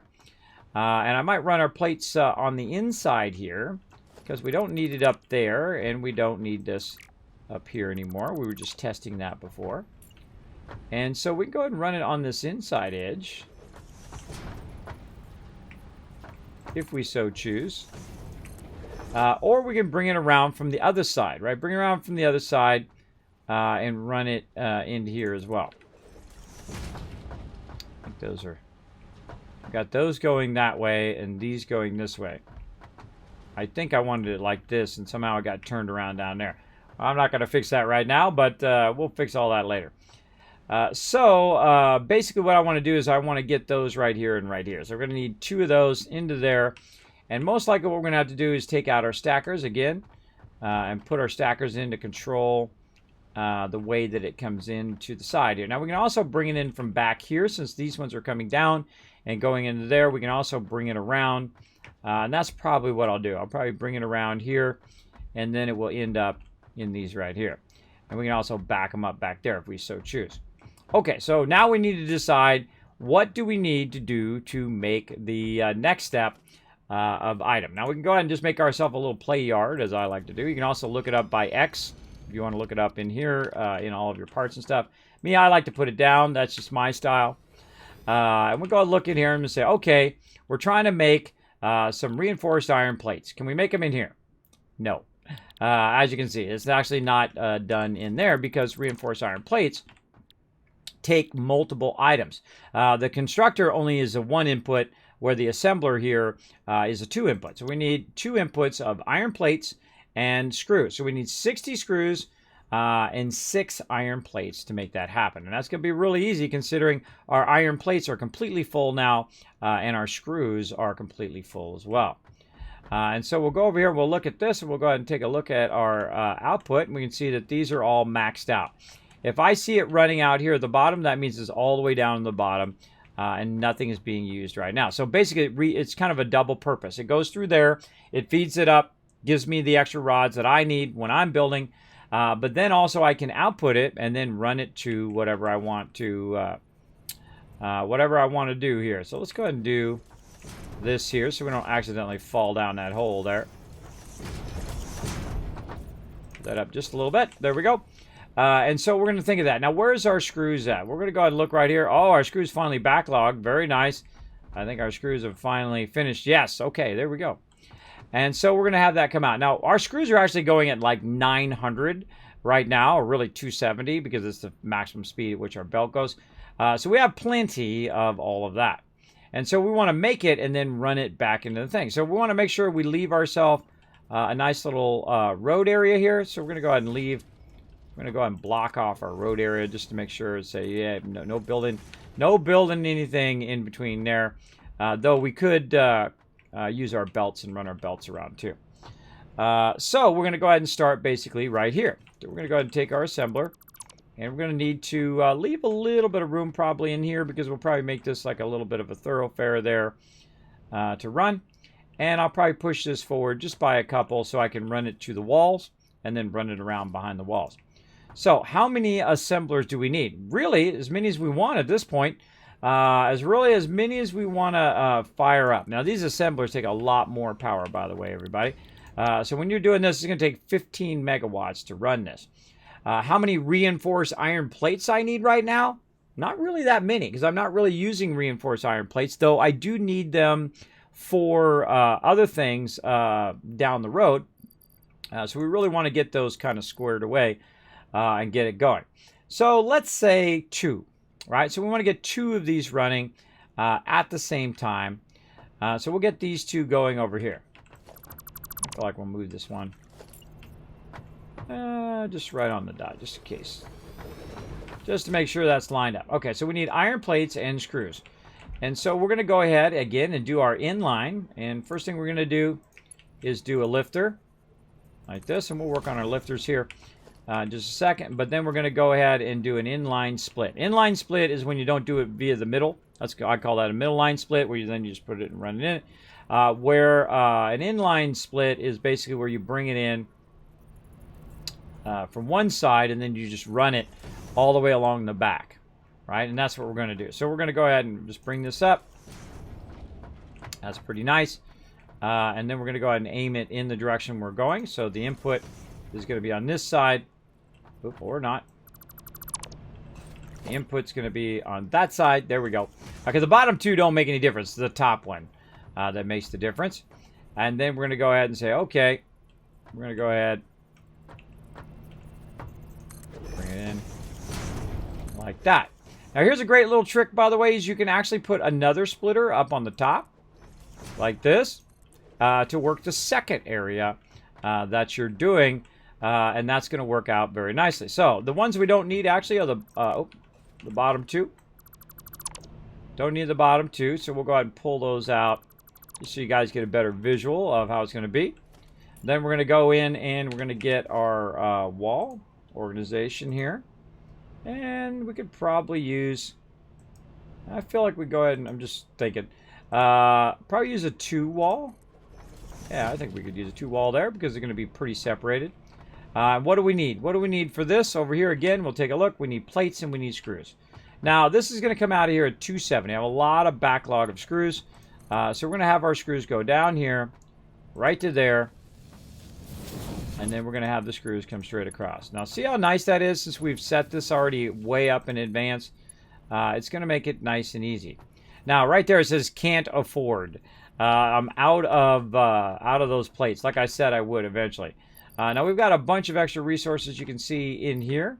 And I have a bunch down here I can just grab when I need. So I don't have to actually run over there and grab it right now. Okay, so there we go. Got that in there. Now, here's the thing you always want to do. You always want to take that out every single time. And the reason why is because it doesn't always connect. So you're just sitting there and you're like, why is my thing not working? And that's because that connector is not properly connected into the splitter. There we go. So nice inline coming down. It's going to fill this one up faster than it fills up that one, but that's okay. And then up here at the top level, we're going to go ahead and take a look and see how this looks. Take that right up to there. Very nice. And now we need some screws. So we're going to go ahead and take this. We're going to move this. down the line. And then the same thing here. We're going to move this over here, I feel. Oh, and wrong way. Ah! Hit the wrong thing, everybody. Hit the wrong thing. There we go. It happens. And I feel like moving this over here and trying to get it going the right direction. There we go. Okay, so again, where is our screws? They're right here. So let's go ahead and grab our fastest level belt. Hit the first one. There we go. And then we're going to run that right into there. We're going to try to make it where it doesn't clip. Ah, it's clipping. It's clipping a little bit, everybody. Triggered. Hashtag triggered. But there's little you can do other than, because it's going to block the rest of the outputs here, other than raising the level up. And that's what I would do. I would raise the level up instead of doing a double there, which I did on purpose so you can see that it's going to run into it. Now, it'll still work. It'll work just fine if you do that. But I don't like it, and so if I don't like it, I don't do it. That's just simple. Both in real life and in game. Very, very simple. I keep it very simple. Alright, there we go. Now across into there, single line into there, and then screws here, up into this upper area. Now, not even close to hitting each other. And then this one across here. Straight into there. And there we go. So now we need another lifter. Now in this case, this upper one here is going to be very close to the top of this one. And we'll kind of go up on the thing so you can see. It's going to be very close to the top of this, right? Now you can get away with this by doing that. Me, I would just actually go up by another lifter. I mean another splitter. That's just the way I would do it. So I would just go up by another splitter here just to make it look nice. And we'll connect that. And then we can go ahead and bring it in this way, right? Now, the reason why we're going to bring it in this way is because it's offset. It's not lined up perfectly. And we could line it up perfectly if we want, but then it wouldn't be stacked on the other one. So we're going to try to line this up as best we can out of here into there. There we go. And then we're going to take this out. And these are all the things that you'll run into while you're doing this. Now, there's 100 different ways, 1,000 different ways of doing it. Whatever you feel is your favorite way, that's always the best way. Even if it's Spaghetti City, I don't care. It's your game. You play it however you want. You make it however you want. It's your factory. You go for it. Me, this is how I like to do it. I like to do it nice and clean like that. And then these middle ones here actually don't do anything. There we go. Super clean. Looks nice. Now, of course, I could put a support under there and put an extra one in there just to support it and all of that. But it is fine. I'm good with it. I'm good with it. Okay. So in theory, everything is lined up and ready to go and will feed in here at its maximum possible rate. But we're going to need some power. And luckily, we've got some other power way over here that we could run over. Or what we could do is just go ahead and make our own little power area over here. Like this. And then grab a double wall outlet. Let's go on this side so we can see where our connectors are. They're right there. Let's say grab this one. Across.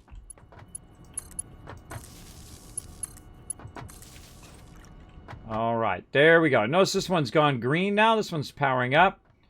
Good to go. It's just waiting for its plates. Now, why did it run out of plates? There's something going on with my plates. Plate coming in there. Plate going in there. Yeah, why did my plate stop?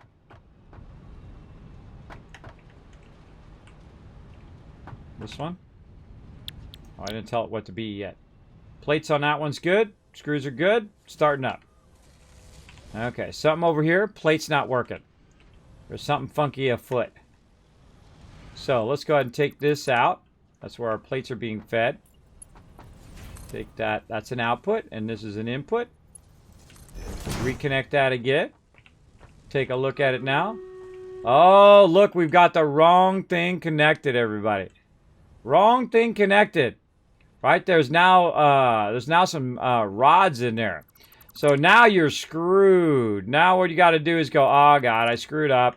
Now, if you make a mistake, everybody, don't worry about it. Don't worry about it. Just do this. Go in, take out all your stuff, and say, oh, God, okay, I made a mistake. No big deal. Now, I actually didn't make that mistake on purpose this time. Sometimes I do, but I wasn't eyeballing good enough, and I'll show you how to fix it. You just go like this. Connect it across here. Now, here's a little trick also.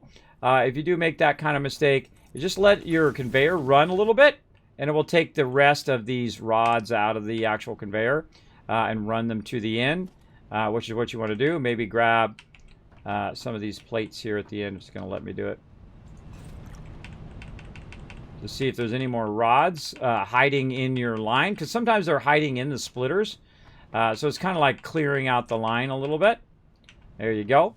And then we take out any line that actually had also our lifters, that had any of those wrong materials in there. And then we go ahead and connect that again. And then easy peasy, lemon squeezy. And we got ourselves some of those plates. Now, I don't need too many of these plates. I don't need to overclock it. I don't need to do all of that. I'm pretty good. Pretty good on that. So let's go ahead and actually grab this right here, because we're going to be doing our bigger stuff now. Again, always watching that power. There we go. Going up there. She's going up high now. Going up there about 700. Still looking good, though. And so we want to take this. We want to run it around the area here. I'm going to leave a little gap there. I feel like we'll go ahead and go around the corner there. And I haven't unlocked my doors yet, but I'll get around to it. Basically, my doorways that you run through. I just leave an opening. I know I'm going to come back and add a door to that later on. Okay, so we're going to run this along the outside of our area here. And we're going to try to feed that back in right over here. Now, we've got some other resources that we need right here at the end, our modular frames. And that's going to be pretty easy, because I feel like I'm just going to bring that around the corner, in that up right in there. Okay, now, before we get too far, before we run all of that, what do we need for our other two things that we want to produce, right? We want to go ahead and also produce, right over here, some encased industrial beams, which are going to take steel beams and concrete. Well, that just happens to be that our steel beams and our concrete are really close to each other. So we could actually interrupt the production line once it's backlogged way back at the original node, so that it actually produces that particular thing and then runs that encased industrial beam also from way back where. We can go ahead and deal with that later on, but that's one of the things we need to work on. The other thing is we need to also go in and we need to make an modular frames. Now, I do have an alternate recipe for it, bolted frame, which uses three reinforced iron plates and then so many screws, and that makes 2 of them each time. So very nice if we want to use that alternate. We're just going to use this. Now, notice, by the way, that a reinforced iron plate, which is what we're using, it actually then becomes modular frame. So that's definitely something we're going to use. And we're going to use those rods, but not back there. We're going to use it up here. On here. Now, how many of those am I going to produce? Not very many. I don't really need a ton of these right now, because I do have excess already. So what I will do is take my excess and start to put those into the box and just let these run and run and run, because I don't need them right this second.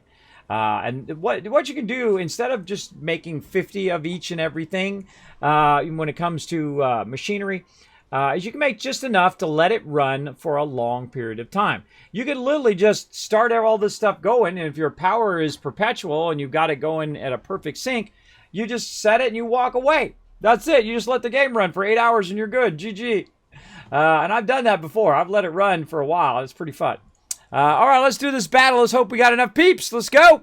Oh, man, we got tons of peeps. Let's go. Let's blow this up. 63 to 11. We might have this, depending on if they're doing any sneaky stuff. Look at that rogue out there. Who is that? Kellum out there with the rogue. Swift-footed rogue out there after the boss. All right. Oh, took out the boss. Wow, good job. Good job. That was a good one. Snuck right up there and took out the boss.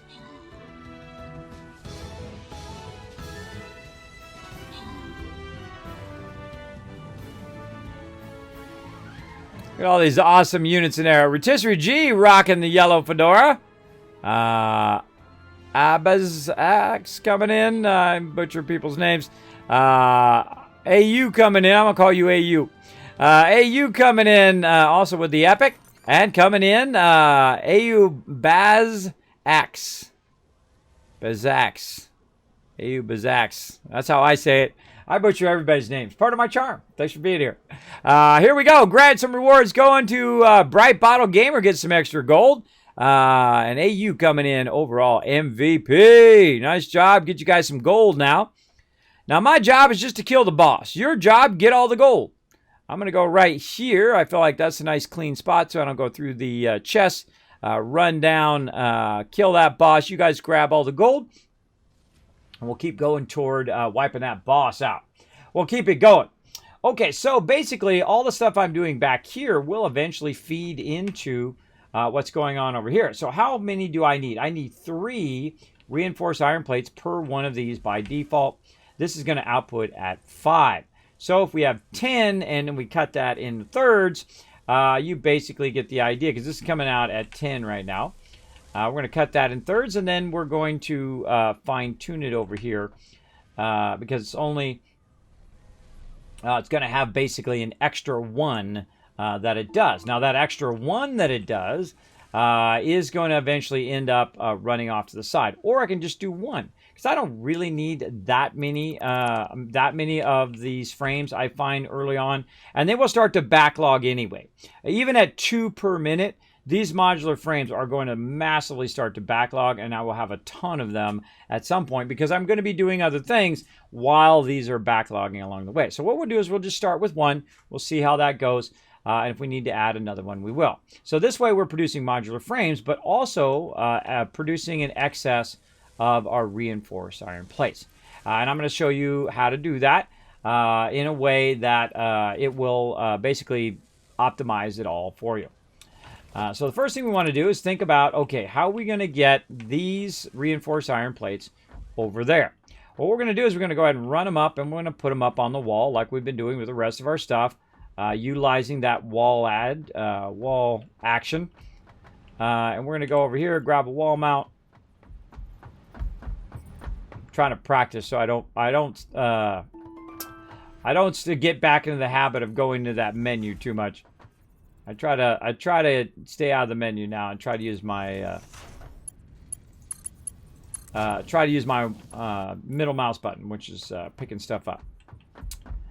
Okay, so we got to go all the way over here, and we got to get across to this one. And so maybe this one will go back a little bit, and then the next one can go up a little bit.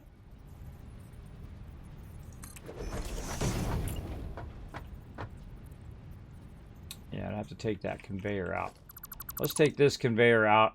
I think that you could basically do it on distance, too. Yeah, I like that. I like that. Okay, this will go up here. This one's going to come around and end up here on this side. That's going to go into there like that. And then the last one's going to go on the closest one over there. So this one goes on that one. This one goes on this one.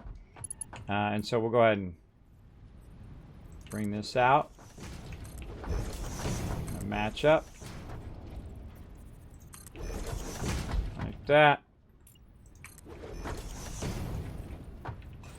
Out of plates.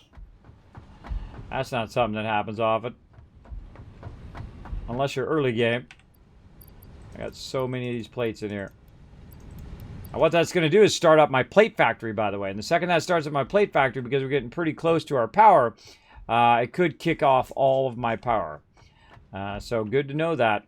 Because once I start all of this going, it's going to start using my plates and start using my other stuff and start using that up. And then all my plates are going to turn on. And all my rods are going to turn on. And all that stuff's going to be all on at the same time. For sure. More rotted than screwed, I'd say. Oh, there you go. There you go. All right, I got a message over here. I have to take a look.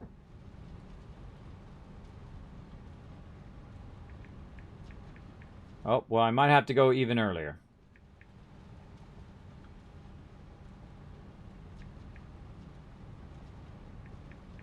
Okay, so they're going to end up coming earlier. Okay.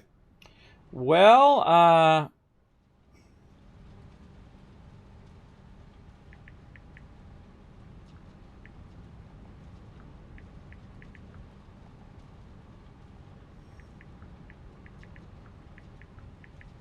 hold on a second, everybody.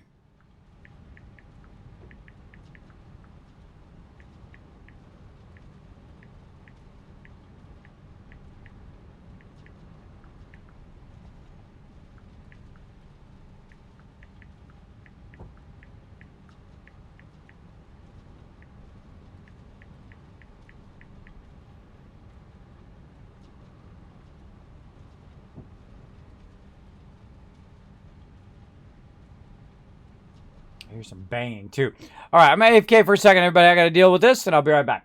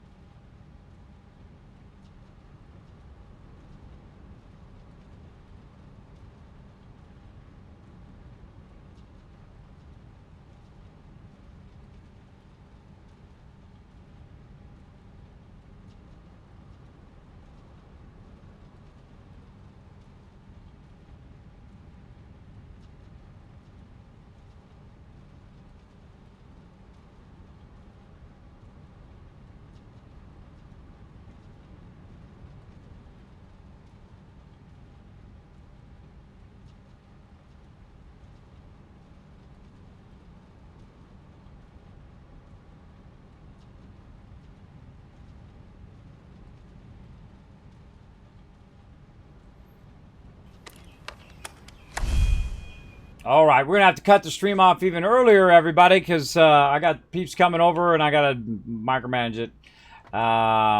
And so we got probably about, let's say, about another hour. About another hour or so, and then we'll have to call it there. So let's get to it. Let's get busy. All right, so I was running this over here. I'm running that there. I was running this wall here, running along the wall. We're trying to get this going over here. Let's keep it going. Like I say, everybody, I'm a busy guy. I always have lots of stuff going at the same time. I'm like 50 things going at the same time. Always some sort of stuff going on. Let's just go ahead and run this all the way to the end. Bring this up. Running around the corner. This is really fun, by the way. This is really fun doing this kind of stuff. You know, figuring out the logistics of how to make all this work. That's going to go a second one. And there's no way that's going to reach all the way, I don't think. No, didn't think so. And you might as well just put this like in the middle because You're going to have to span it anyway. And there we go. All right, so that's in place. I don't know why it always turns my light off. That's in place. So we're going to take one of these, and we're just going to have that running all the plates to try to fill up our plates. So we'll go ahead and grab that. And again, I'm just going at level 3s now. I'm not even doing level 2s. The only time I typically do the exact right number anymore is just to explain things. But other than that, there's really no point in it. There's no point in running it exactly at speed if you have enough resources to run it at faster speed. Because guess what you're going to do later on? You're going to come back and upgrade all of these anyway. If you don't have enough resources, then that's a good thing, you know, in the beginning. But for right now, no. All right, so those 5 that are coming out of there are going to run through, come all the way down here. If I could jump up there and take a look. Yep, it's up there. Come through there, around to here, through this one, that one over here, and then into the middle one. We can't quite see it here. We've got to go up on top to see if it's feeding up there. And we'll do that in a second here. Now again, back to looking at our power, because our power is now kicking back on. And how are we looking at it? We're peaking at about 700 or so. Looking not bad, because not all of these are going to come on at the same time. They're going to turn on and off as I need them. With rods and with plates and whatnot. Now my plates are coming up to speed. I can see them being fed. We can see how many of these are currently on. Just the first few, right? And then when those backlog, then it will just stop. And then basically that's a great way of controlling your power right there. Hey River Dog, what's up, man? Thanks for coming in. I remember a cool mobile game, almost like Satisfactory, but top-down mining game. Super simple, but cool. Oh, that sounds fun. That sounds fun. All right, so we got that running. Now, all we really need to do is get this one, the second one here, running into another assembler. All right, this will be real easy because we're just going to run it as is. But we can also do 2 assemblers over here to try to crank out enough of these modular frames to make it worth running it out of here. Right, so this is 5, and this is going to input at 3. So it's actually less. So we're going to underclock both of these to basically be 1.5. But I would just set it to 2, both of them to 2, and have that run. I mean, set them both to 3 and have that run out. Because, you know, 3 and 3 would be 6, but if I do 2, it would be 4, which would be less than what it's running out. Right? So you want it just a little bit above, so you just leave it at default, cut one of them in half, and then it will go at its maximum speed. Now, we're going to also need some more resources, so let's go ahead again and grab our resource from over here, and we're going to run that way up there. Again, working with the different levels, I love doing that. I find that very, very fun. To do that. Now, we got a little bit of a problem right here because this is actually in the way now of all of this. And of course, we can use our things here, our conveyor poles to do it, but we're doing wall mounts. So we're going to go in, I'm actually using it out of here now, and use that wall mount there to try to bring this out a little bit better. So we can go ahead and utilize this one over here. See, it's not good enough. Not good enough. Let's make it a little bit better. Now, here's a little trick. Center it right here. Right? Get just kind of an idea where that center is, which is down the center of this middle part here. And then what you do is you go ahead and move it over by 2. 1, 2.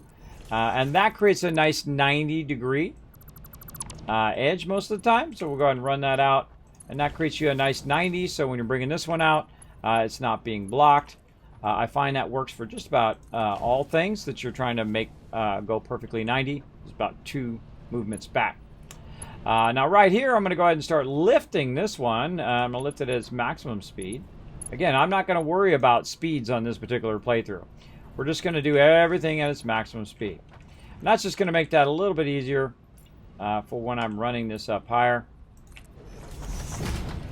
Like so.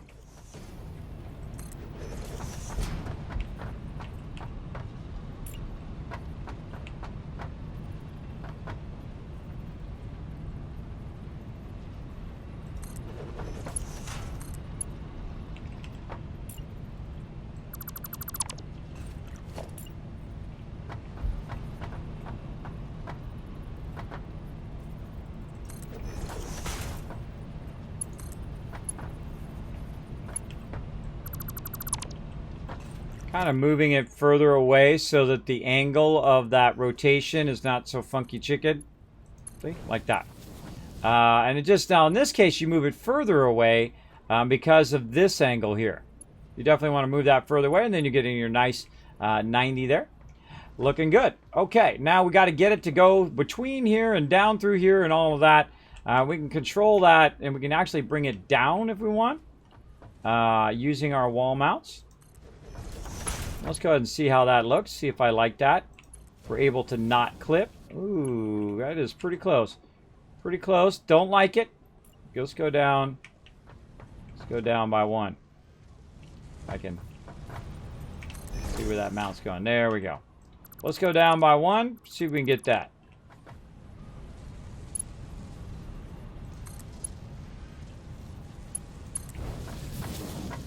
All right, that's looking pretty rock solid, like that. And then guess what we're going to do is we're going to go ahead and take this, just see if it'll run straight up into there. So I love doing that, by the way. I love having things going at different levels and all of that. Just sometimes for fun. Now, if you wanted to all make it look beautiful, of course, you can put them all in line and perfectly, you know, at its own level and all of that. But sometimes it's fun just to do stuff because it's fun. I know, huh? Well, actually, that's the best time to do everything. It's just because it's fun. All right, so that's going to raise those rods up, run those rods all the way down to here. And now we've got some rods ready to rock. Now, we're just going to basically do the same thing we did back here. We're going to go ahead and raise these up. And so the first thing we're going to do is we're going to go ahead and raise these ones a little bit extra, just to kind of get an idea, since we're having this one come out across here. And same thing here. Now we can look on the side here, and these some pole lines on the side of this lifter, and we can kind of just match those two up like that. Then we need to go ahead and do our inline splitter. I'm going to go here. We won't count the first one. That kind of first gap, don't count that. And you go 1, 2. Oof. That's going to be right underneath that conveyor. I knew that was coming. I knew it was coming, everybody. Right underneath that conveyor. What a bummer. What a bummer, but that's okay. We can solve that problem as well. So right off the center. Look up the center here. Where we at? We're right there. And then 1, 2. Take this out. And watch this beautiful little... Right? Beautiful. Perfect. Love it. All right. And over there we go. So again, knowing how to do those 90s and how to do stuff straight and controlling those angles of your conveyors, incredibly, incredibly useful. Okay, we'll take our lifter out. We'll grab this lifter here and put it back in. Very important to match those sides. Uh-oh. I made a mistake. I made a mistake. I've got to turn it so the input is on this side. Take this right back out. Do not trust it. Do not trust it at all. All right, right back in there. And then, again, I'm just using level 3s. I'm not even worried about the speeds and the numbers or whatnot. That should start firing down some rods. Very nice. And in here, we're going to do this, which is going to be iron rods. And over here, same thing. We're just going to use our base modular frame. And then this is just rinse and repeat. You get the general idea. Now all this stuff's lined up pretty easily. Let's see, where are we at? 4 or 5? 1, 2, 3, 4. We're at 4. Change the angle of this so the input is on that side. Take this out.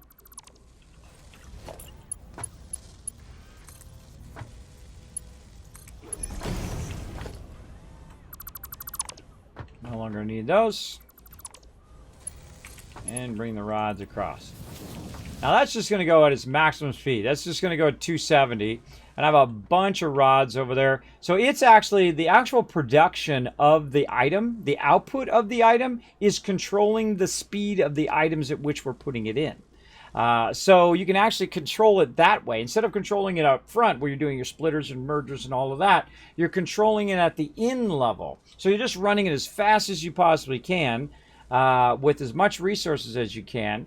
And then the end product, the output, how fast the actual output can go is how fast that it's going to feed it.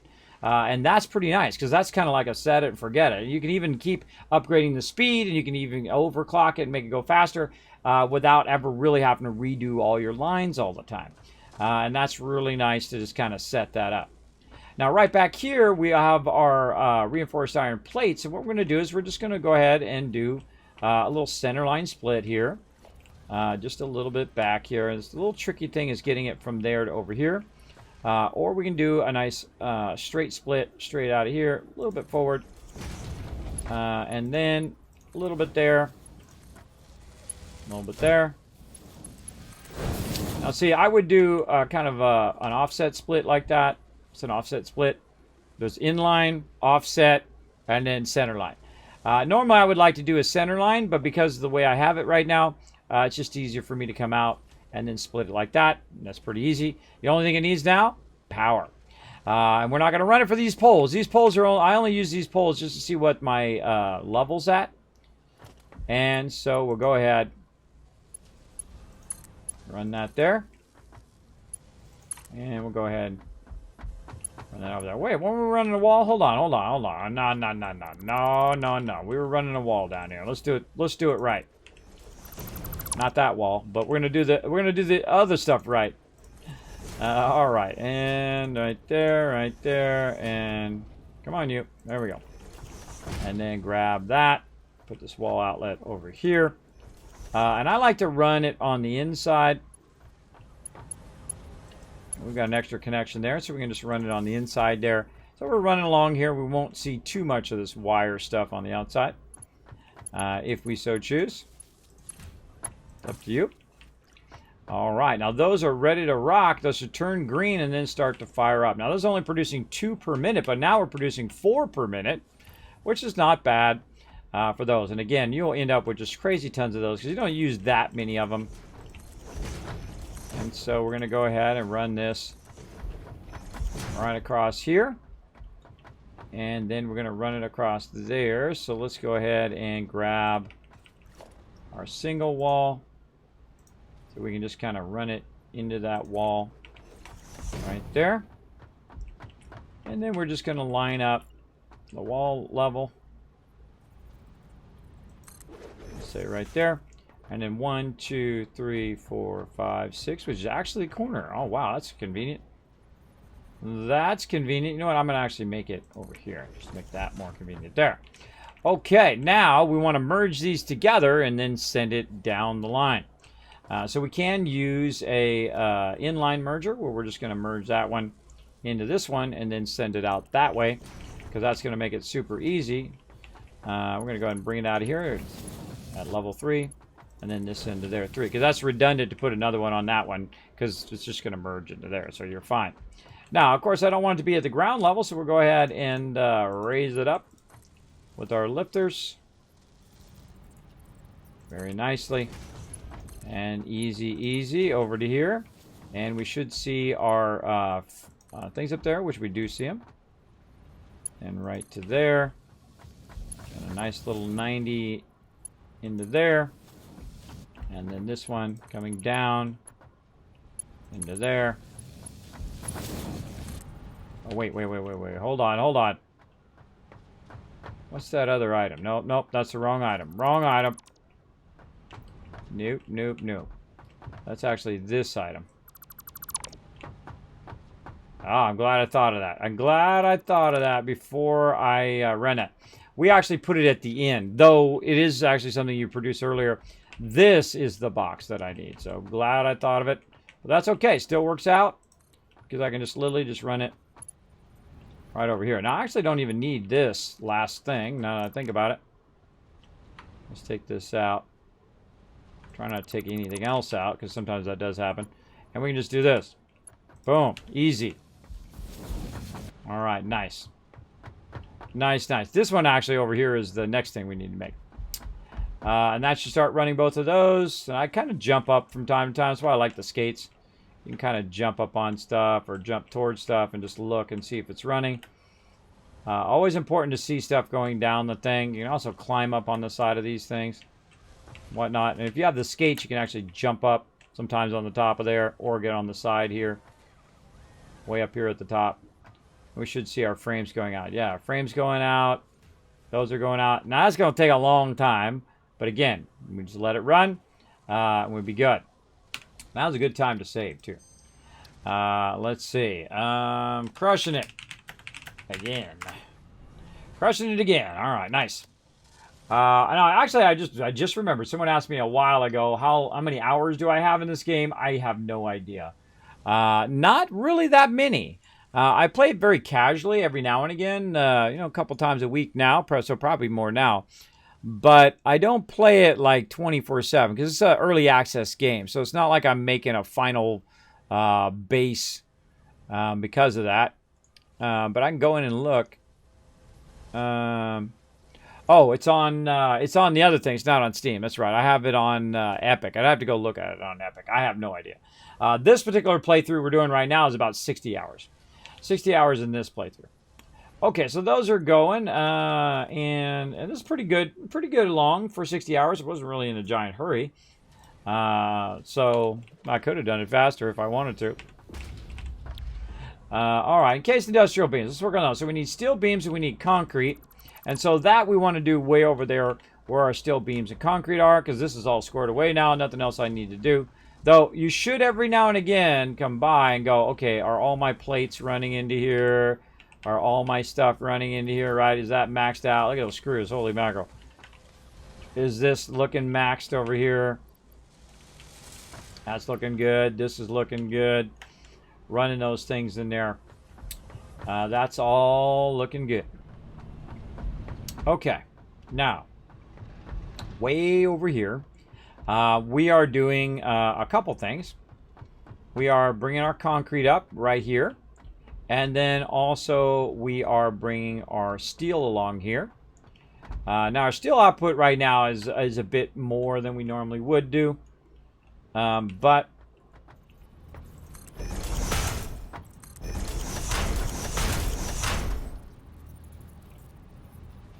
there we go. It's a bit more than we would normally do. So we need to keep that in mind, because we got to figure out our numbers for when it's actually at production, if we want to optimize it as best we can. So we'll take, hey Siri, what's 120 divided by 3? 120 divided by 3 is 40. Is 40. So once we burn all this excess resources, this is going to be going in at 120, the coal. And so basically these are going to be producing at 40. And those 40 are then going to go in here. And they're going to be coming in at 40 per minute and then outputting at such a rate as that. So we're going to go ahead and reduce this down to 40 per minute and then look at what the output of it's going to be. So let's say, I think it was 113. No, way less than that. It was 89, 87. I can't remember what it was. Let's try 83. That seems familiar. Oh, still lower. 78. Nope. 69. Still lower than 69. All right, 68. Yeah, right around 68%. Okay, so 68%. So it's going to basically be going in about 40, coming out about 10. So I'm going to have 3 of these. And those 3 means it's going to be coming out at 30 steel beams per minute. Now, right now, we got it cranked all the way up, and that's just to burn all the excess resources as well. And it's probably already burnt all of this because I don't see any of it coming out of there. So this is GG. Nice.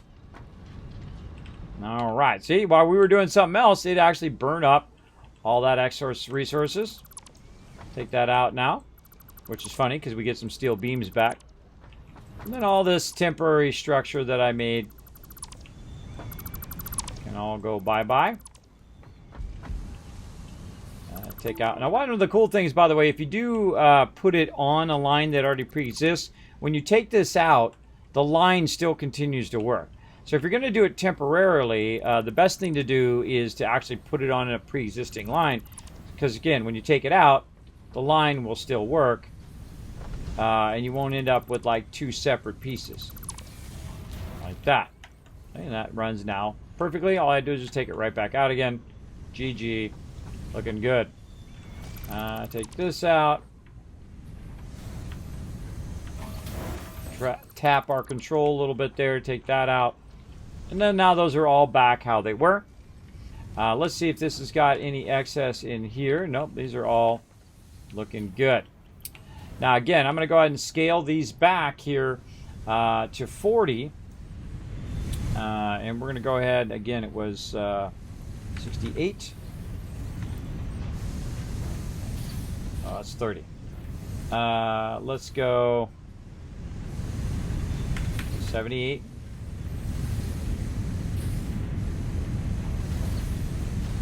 Nope.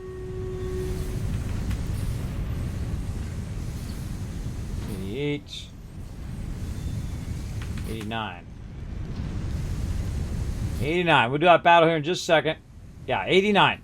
All right, so all these now I'm going to scale them back to 89. Now, why am I going to do that? Because it's going to use less power.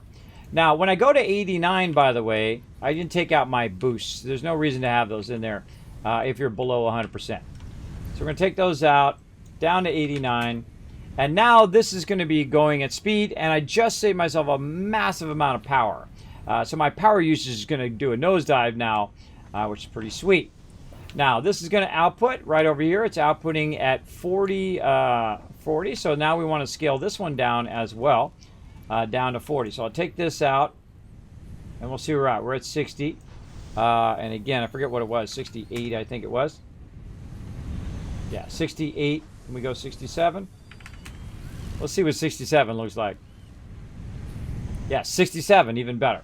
Okay, so 67, now that's down to 2.1 megawatts versus being at 7.7. Again, every little megawatt makes a difference, everybody. Makes a difference, a big difference, as a matter of fact, in what you're doing. And basically, all of those little bits of extra megawatts equal a lot of extra work for you because you have to go make more power. And that is a tough thing. That is a tough thing to have to continuously make more power. And right now, I'm trying to make a nice balance of it automatically shutting off different parts of the factory while I'm doing it. So I'm very power efficient right now. Very, very power efficient. Let's do this battle. Get you guys some loot. I feel like this is going to be a quick one.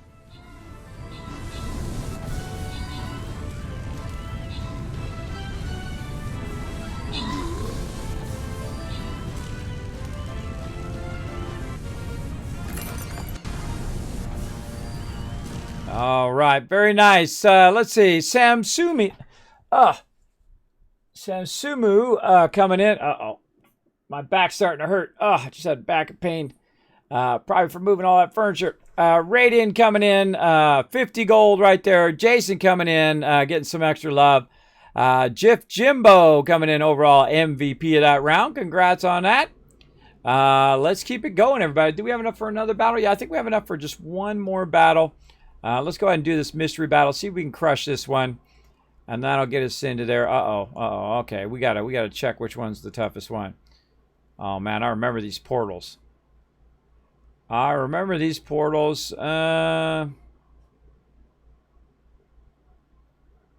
feel like it really doesn't matter which side we go to, but we definitely want to do the portals first. So we'll go ahead and go to the top right. Let's do the top right portal. We'll crush that. Now, that's a little side game we play. Called I'm going to gauge where everything hurts. Yeah, me too. I'm 50 years old. 50 years old, and anything I do is rough. Now, thank you, Riverdog. I'm actually going to have to cut out early, around 11:45. So just letting everybody know, because I got a bunch of stuff going on right now. I got peeps working on the house and whatnot. We had a water leak. I had to move a bunch of furniture. You get the idea. You get the general idea. There's a ton of stuff going on today, and I'm going to have to manage it all beyond the stream. So I'm going to have to cut it a little early today, but don't worry. We'll be back tonight, 9 p.m. Eastern. I was kind of bummed I missed Fallout 76, but, man, my back is doing that, that thing where it tells you, oh, you screwed up. You lifted too many things. That's what it's doing right now. Okay, let's at least get this done before we do that. We got about another 30 minutes, so we should be fine. Unless they call me. If they call me and they're here early, then I just got to peace out and say, I'm out, everybody. No need any raid targets. We're just going to peace out when I need to go. You're 47? Oh, boy. Yeah, I have been through some serious pain. I also have sleep apnea and vertigo.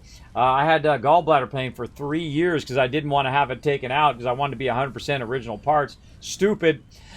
Stupid. I didn't know how easy it was. You just go in there, they knock you out, go there for an afternoon, they knock you out, they take it out, you wake up, no more pain. Instead of suffering for years. I mean, I had an 11 pain. Well, 11 pain is when you pass out. And I passed out hundreds of times from that gallbladder pain. And finally, I was in the emergency room because it was so bad. The guy's like, "You got to have that out, bro." And then I'm like, "All right, I want it out. That's it. I've changed my stance. I want it out now." And he's like, "All right, Monday we'll take it out." I'm like, "All right, let's do it." I took it out. Never had that problem again. Suffered all those years for no reason. I could have just had it out right away and then wouldn't have had that problem. Of course, consult your doctor. Get the best thing that works for you. Don't be so stubborn. Don't be dumb stubborn like me. All right, so that's running into there. And then now this is coming out at 40. And so over here, same thing. We can go ahead and just slow this back down again over here. And so this is going to be 20 and 20. So we can take this out. And that's going to bring that down to 30. And let's say 80%. Let's see what 80% is. And then we'll match it over here. That's 24. Let's say 78%. See, this is a much easier way of matching the numbers by underclocking. And then you're saving power. So you're saving your time and effort, and you can keep adding to your factory without keeping adding power. I feel like this is always the smarter choice of the two, though I can very easily go in and make the math work perfectly through my splitters and through my mergers. But I feel like that's kind of the starter way of doing it, and then the more advanced way is using your underclocking and overclocking. Let's go down to 74%, see how we're doing. Oh, we're getting there, we're getting there. Let's just go straight to 70. See how that's looking. We're trying to get 20 and 20 because it's coming out at 40 over there. 21, wow, okay, 68. I think 68 is the matching number in both in that one and in this one. Yeah, looking pretty good. Let's try 67. Oops. 67. Perfect. All right, 67. That's kind of weird because we also did these as 67, and those are coming in and going out at different rates. So we know that that magic number now is 67. And watch, from 4 watts down to 2.1 watts, so half the actual wattage as well. Very nice. Okay.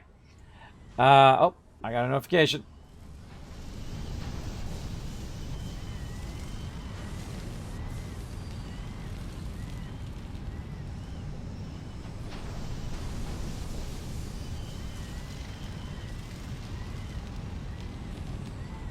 All right.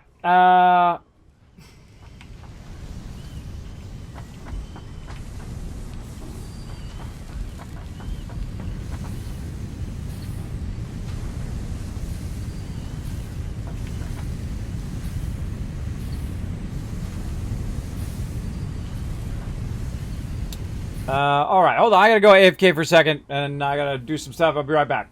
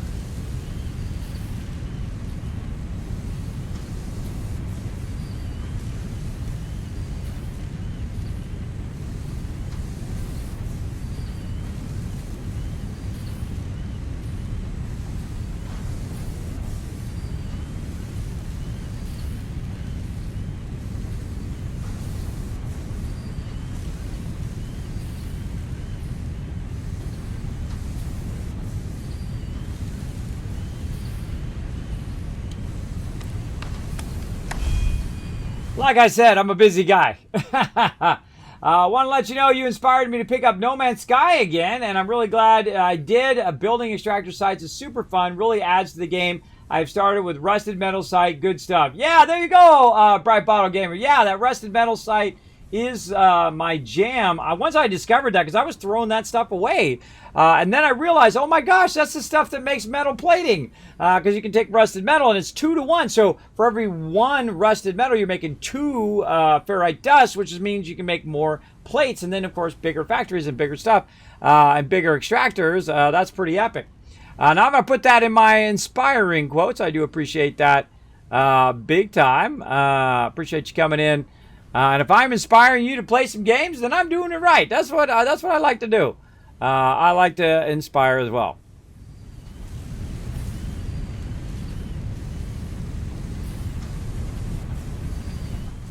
Hold on a second.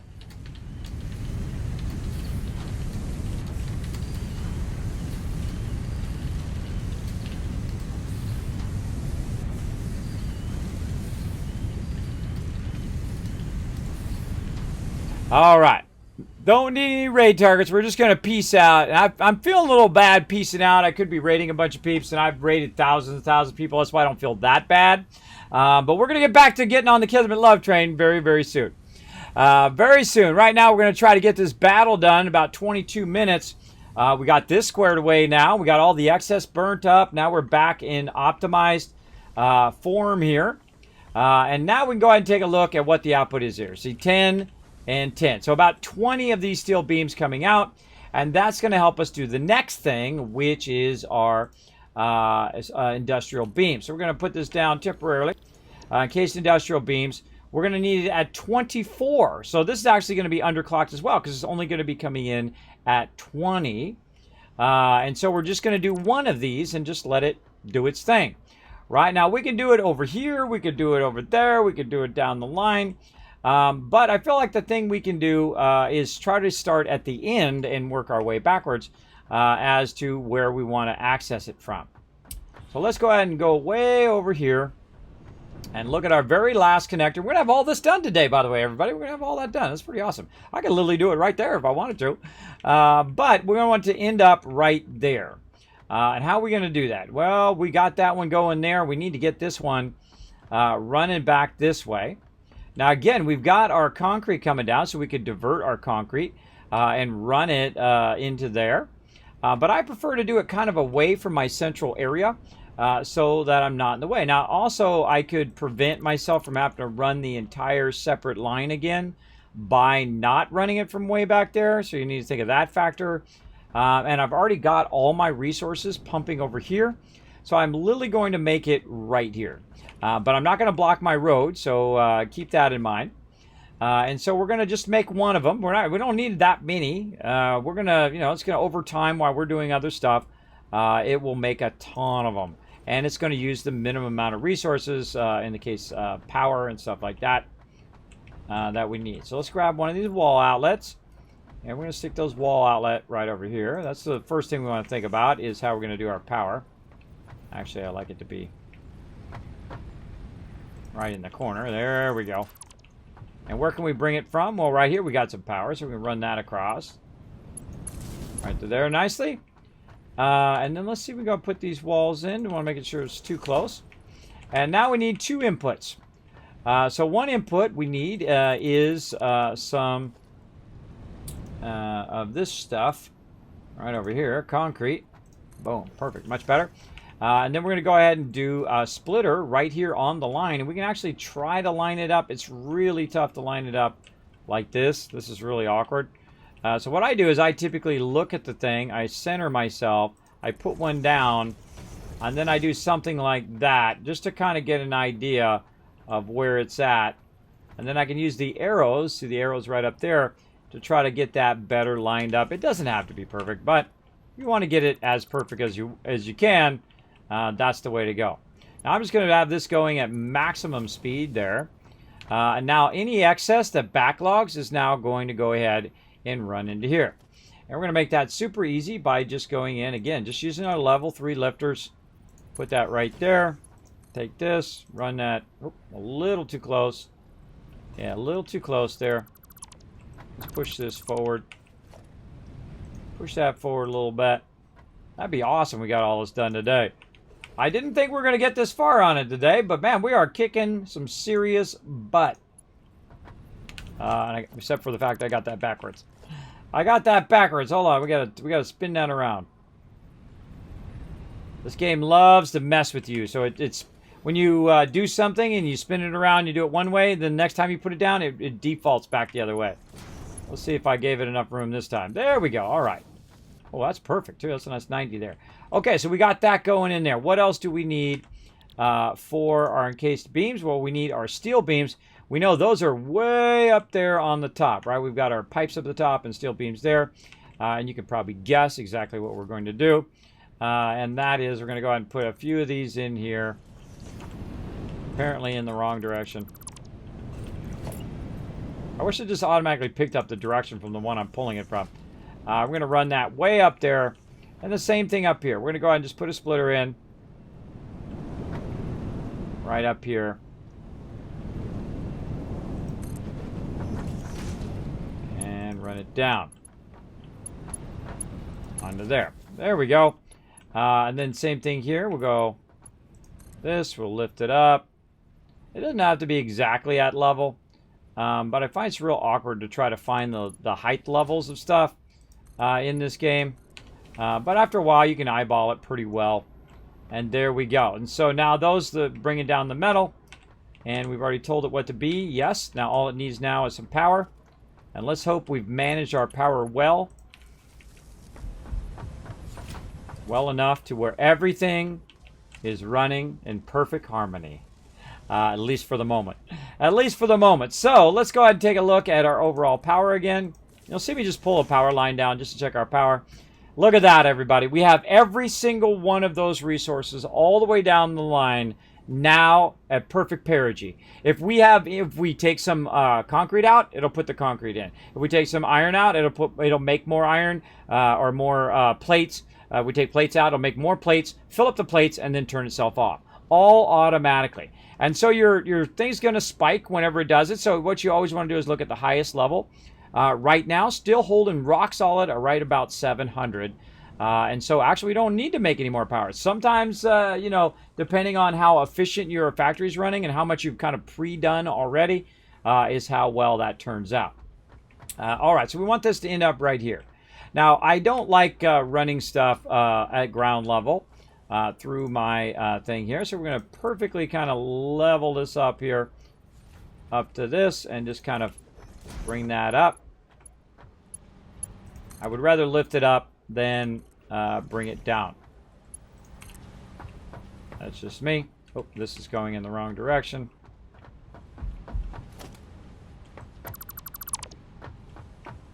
This needs to go like that. There we go. So that went in the wrong direction because there was nothing connected on the other side. So I had to connect that line so that it knows what direction it's supposed to be going. There we go. And then we connect those together. And then that's connected there. And in theory, what this is going to do is fire up the rest of our resources here. Our last resource that we need on this side. And let's take a look. All right, looking good. Now this is going to be 6 per minute. And then that should go out of there, across there, down to there, across into there. Yeah, there it goes. And into that box. All right, hopefully that is the correct box, which it should be. Now we should also see some plates coming down the line. We should also take a look over here at some of our stuff we got going. Boom. So we should see our thing coming down. We got our poles coming. All of that looking good. Now, depending on how fast your belts are going, too, is how awkward it is to jump on here. And we've got those going. We're still filling up our wire. Really? Wow, okay. Still trying to fill up that wire. Screws are now firing back up again. All that's looking good. Our rods and whatnot are backlogged still. We're running a ton of this over here as much as we possibly can. Really the thing is the steel beams. Now here's what's going to happen with the steel beams. It's not running at full efficiency right now, by the way, everybody. It's going to run at a less efficiency. So what I'm going to do is go ahead and reduce the efficiency of it, or reduce the clock speed to save myself a little bit more power. So let's just try 89% and see if it goes down to 20 as the input, right? We're just doing it based on inputs of other stuff. That's not it. All right, let's try just 80 straight up.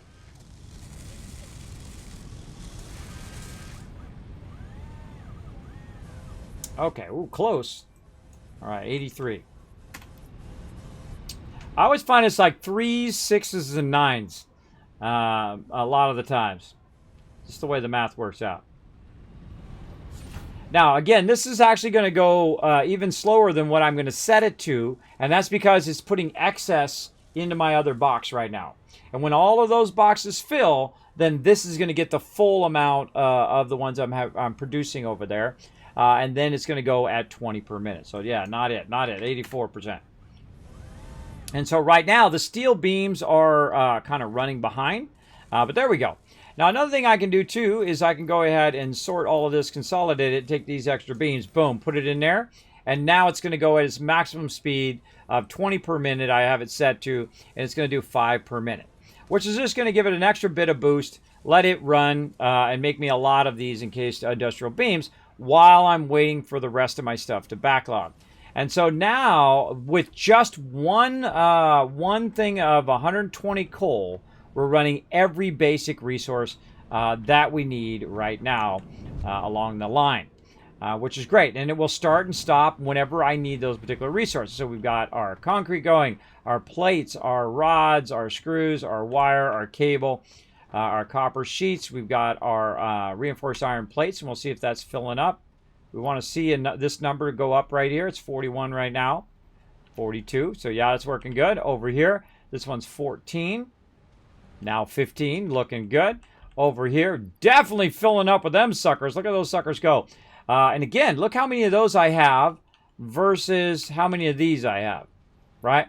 And I could, ramp up the production of this, but really with 3 of those over there, I could do twice as much or 3 times as much, 10 times as much I want to do than I can of these plates. So I feel like it's like skip over those as quick as you can. Same thing with these encased industrial beams over here. The efficiency of how much power and time and effort and resources go into these two things are just not worth making a gigantic factory, which is causing you tons of power. And I did that last time where I kept cutting my factory off. Oh, my back. I kept cutting my factory off because I was doing too much of this and not enough of this, because this is a much more efficient power-wise as well. And you also don't have to do the numbers as much. And then we have this here in our last one. Do we have this one running? Watch the number. Does the number go up? I hope it does. Wait for it. Wait for it. If the number doesn't go up, then we know we got to fix that. All right, right now it's 48. Actually, I'll take them out. That's what I'll do. I'll take them out and see if they show up. Now, one of the things I would do while I was waiting, though, is just to make sure and run around here and make sure this stuff's all connected properly. Oh, look, I called it right there. Right there. Poorly connected. See, if it's not running by now, it's probably not going to run. If you wait 30 seconds to a minute, you know it's not going to run. There we go. The floodgates have now opened and whatnot. Now, another thing I can do also, by the way, is I do have a ton of extra resources that I can start feeding into these boxes. That I can start feeding into these boxes from down below. So, if I do have some of these particular resources, by the way, we can also go along the bottom edge of this and see what's inside here. But we got to do it on this side because this is the output and that is the input. So we go along here now and go ahead and connect that. Oh, I just put all my things in there. We can go ahead and connect all of these together. Let's go ahead and get the rest of our resources here and then put them away in their appropriate boxes. Let's do it.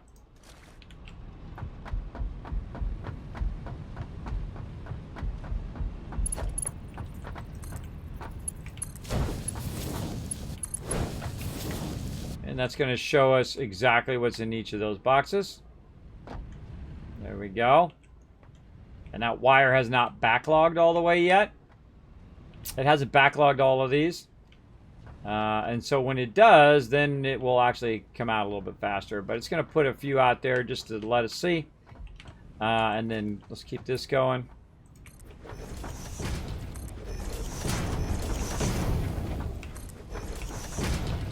I'll probably have to take that out and readjust where that is.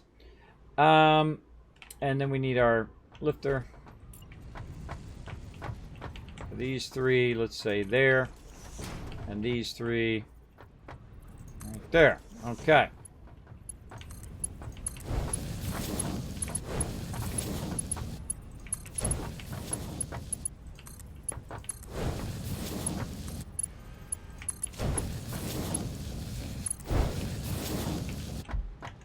All right, now all of our resources at some point should backlog across here so we can see what it is.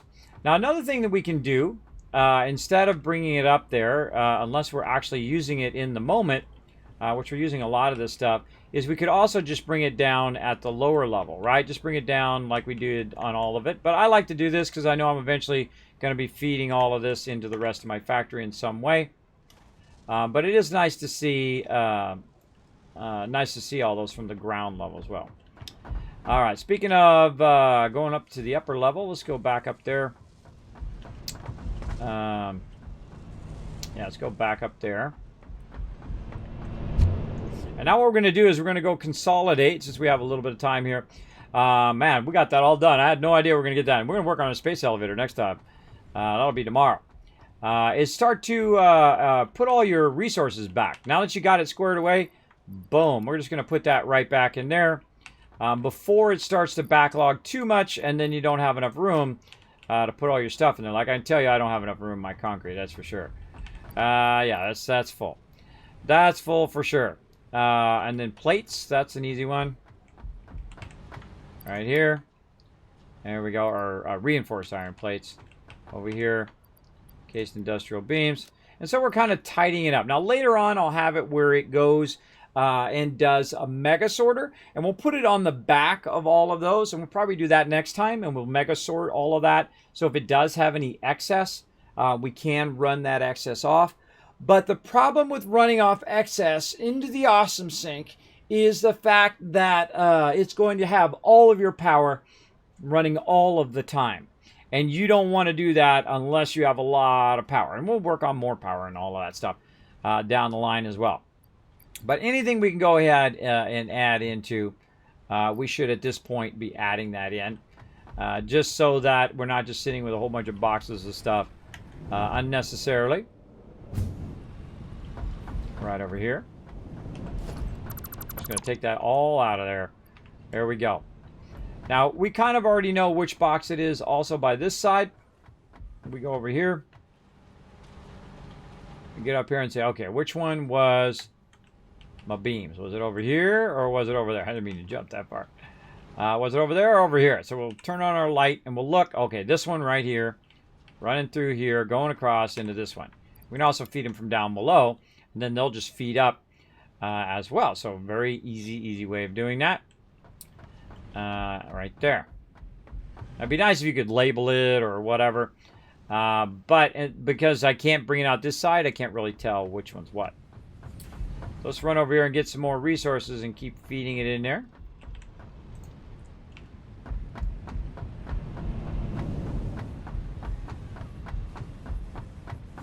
You know, since I'm the one that built it, I'm the one that kind of has an idea of what's going where, right? So pipes there, beams here. This one, beams. And this one is pipes. And while it's feeding up there too, it's a little bit easier to see because you're feeding it at the bottom, and it takes a little bit for it to go up. All right, take all that out. What do we got in there? Tons of screws. All right. Got any room for screws there? No. Now's a great time to be reestablishing our awesome shop and our awesome sink. And of course, I need some plates. I mean, there? No, that would be too easy. Too easy. All right. And so let's go over here. Take our main road. I probably got some in some box somewhere over there. But I know right where they are. They're right over here. Nicely organized. What can I put back here? Let's go up here. Put that in there. So we can get a stack of these out. There we go. Very nice. And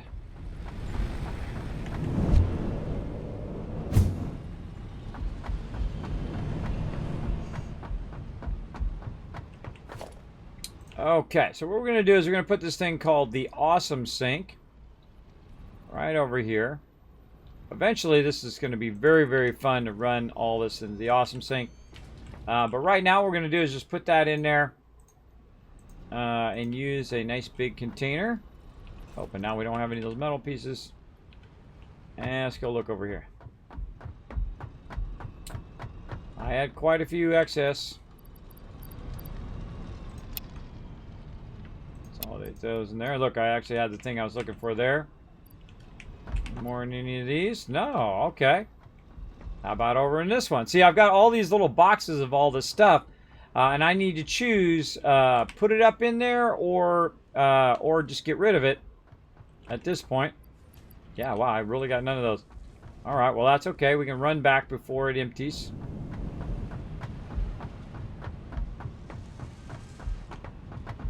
This one, that one, and then this one. There we go. Again, that's what's nice about having it on multiple levels, so you can go ahead and access it from each of those. And then storage. As fast as we can run it into there. Look for our power connector.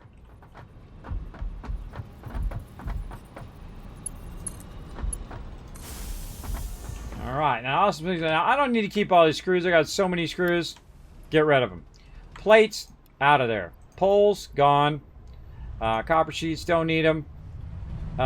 Steel pipes, I probably need those. Don't need this raw stuff. Concrete, screw it. This we're going to keep. Those we'll keep for now. Probably cable we don't need. So what I'm going to do is start to get rid of some of my extra resources right here. Now, one of the things I will need is another box, because this one's out. And this is what it's basically like a big garbage disposal. So what it's going to do is take all the extra resources that I don't really want to micromanage right now, and take those and run those into this awesome sink over here, which is going to get me a bunch of tickets, right? Or a bunch of coupons. So that's going to let it run. Hey, what's up, Fat Roy Nelson? Thanks for being here. I'm glad No Man's Sky is cross-platform now. I made the epic mistake of playing it on PS4 with VR. Now the PC version with the mouse, etc., is just a bit old now. Well, there you go. There you go. Man, I'd love to get that VR for PS4. That'd be awesome. That would be awesome. Oh, gosh, I got to run out today, too, to the P.O. box. That's another thing I got to do. Another thing I do. By the way, if you do want to send me something, you can send me cool stuff to my P.O. box. And I might even show it on screen. There it is right there in the chat. All right, let's do this battle. Oh, God, they're going to be here in like 3 minutes. Okay, let's do this battle. Man, we got a lot done today for just that amount of time. Holy mackerel. We really kicked butt.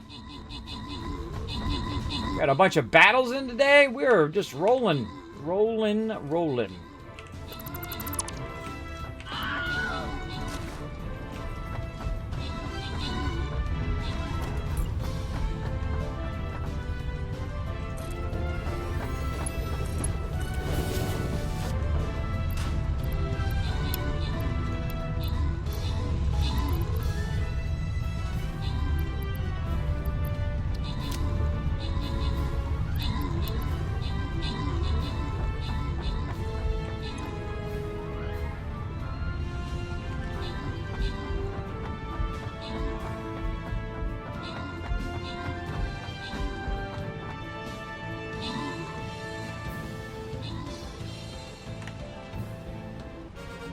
Oh, another victory!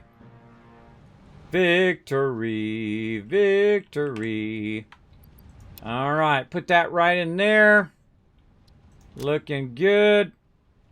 All right, looking good. Open captain's chest. Give you guys some love. 10 gold going to Fat Roy Nelson. Hey, look, see, you said hi in the chat. See, that's how you get the extra loot. See, you say hi in the chat. You got it right there. JC Hunter coming in with a massive 26 assists there. Congrats on MVP. Now, I'll be back later tonight. We're going to keep this battles going into the boss there. I'll be back 9 p.m. Eastern Standard Time. I do have to go here in just a couple minutes. I am kind of feeding some of my extra resources in here until they call me. When they call me, then I'm just going to have to go right that second, all right? So we're going to just keep organizing our loot here for a bit. So what I've done is I'm going over here and I'm kind of clearing out these extra boxes of all this extra loot. And I'm just going to take all that out, and we'll drop a box there. Just keep feeding this into the awesome sink. Now, if I could feed it in there faster, I would.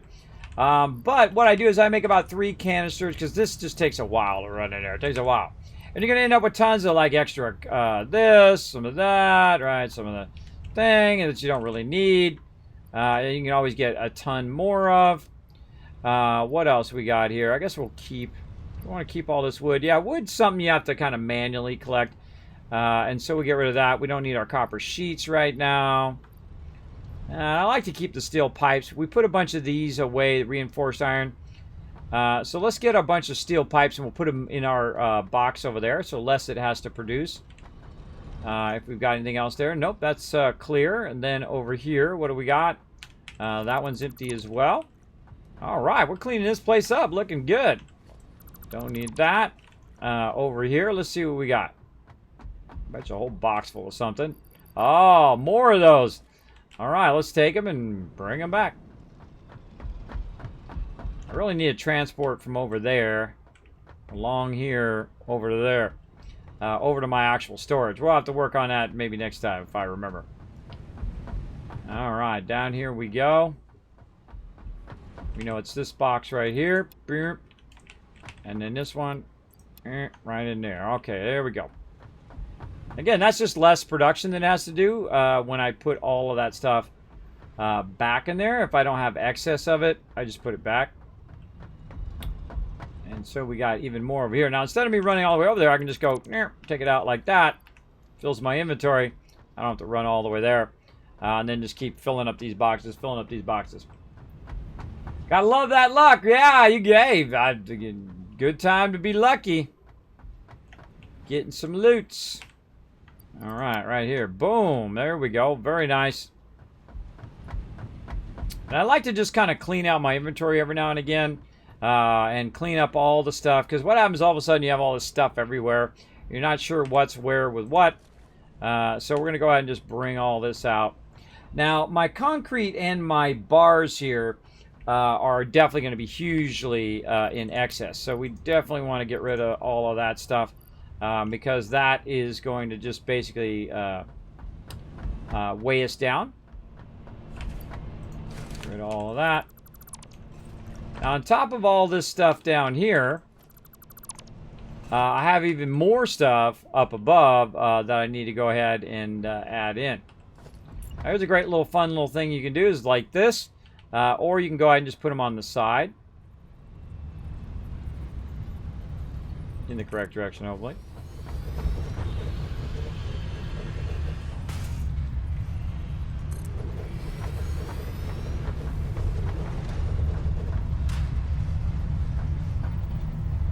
Oh, if you have enough resources. And then what I can do is just run them up here as well through there. Let's get a few more of these things back. Not that one.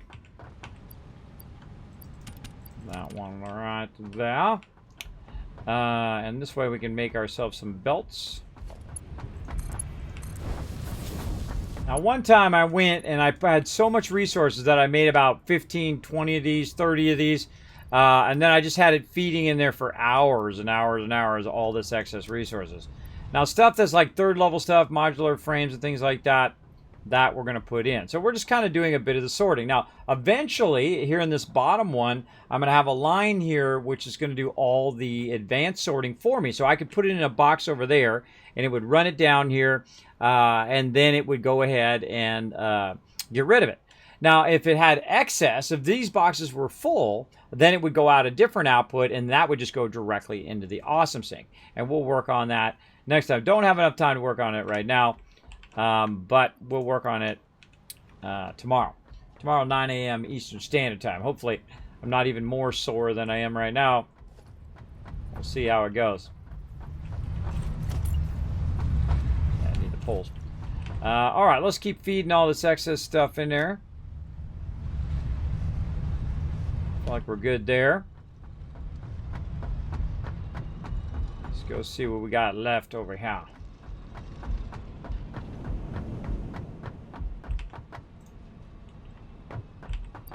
Oh, yikes. Has a full box of that.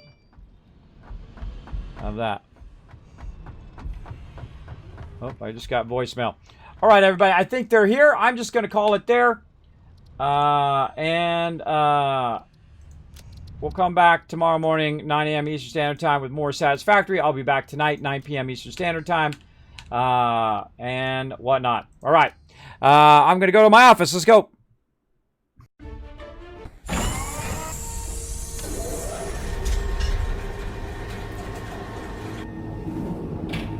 So there's my schedule right there. There is my social media, and there is a whole bunch of points for all of you for being awesome. And I will be back again tonight, 9 p.m. Eastern Standard Time. Bye, everybody. Appreciate each and every one of you.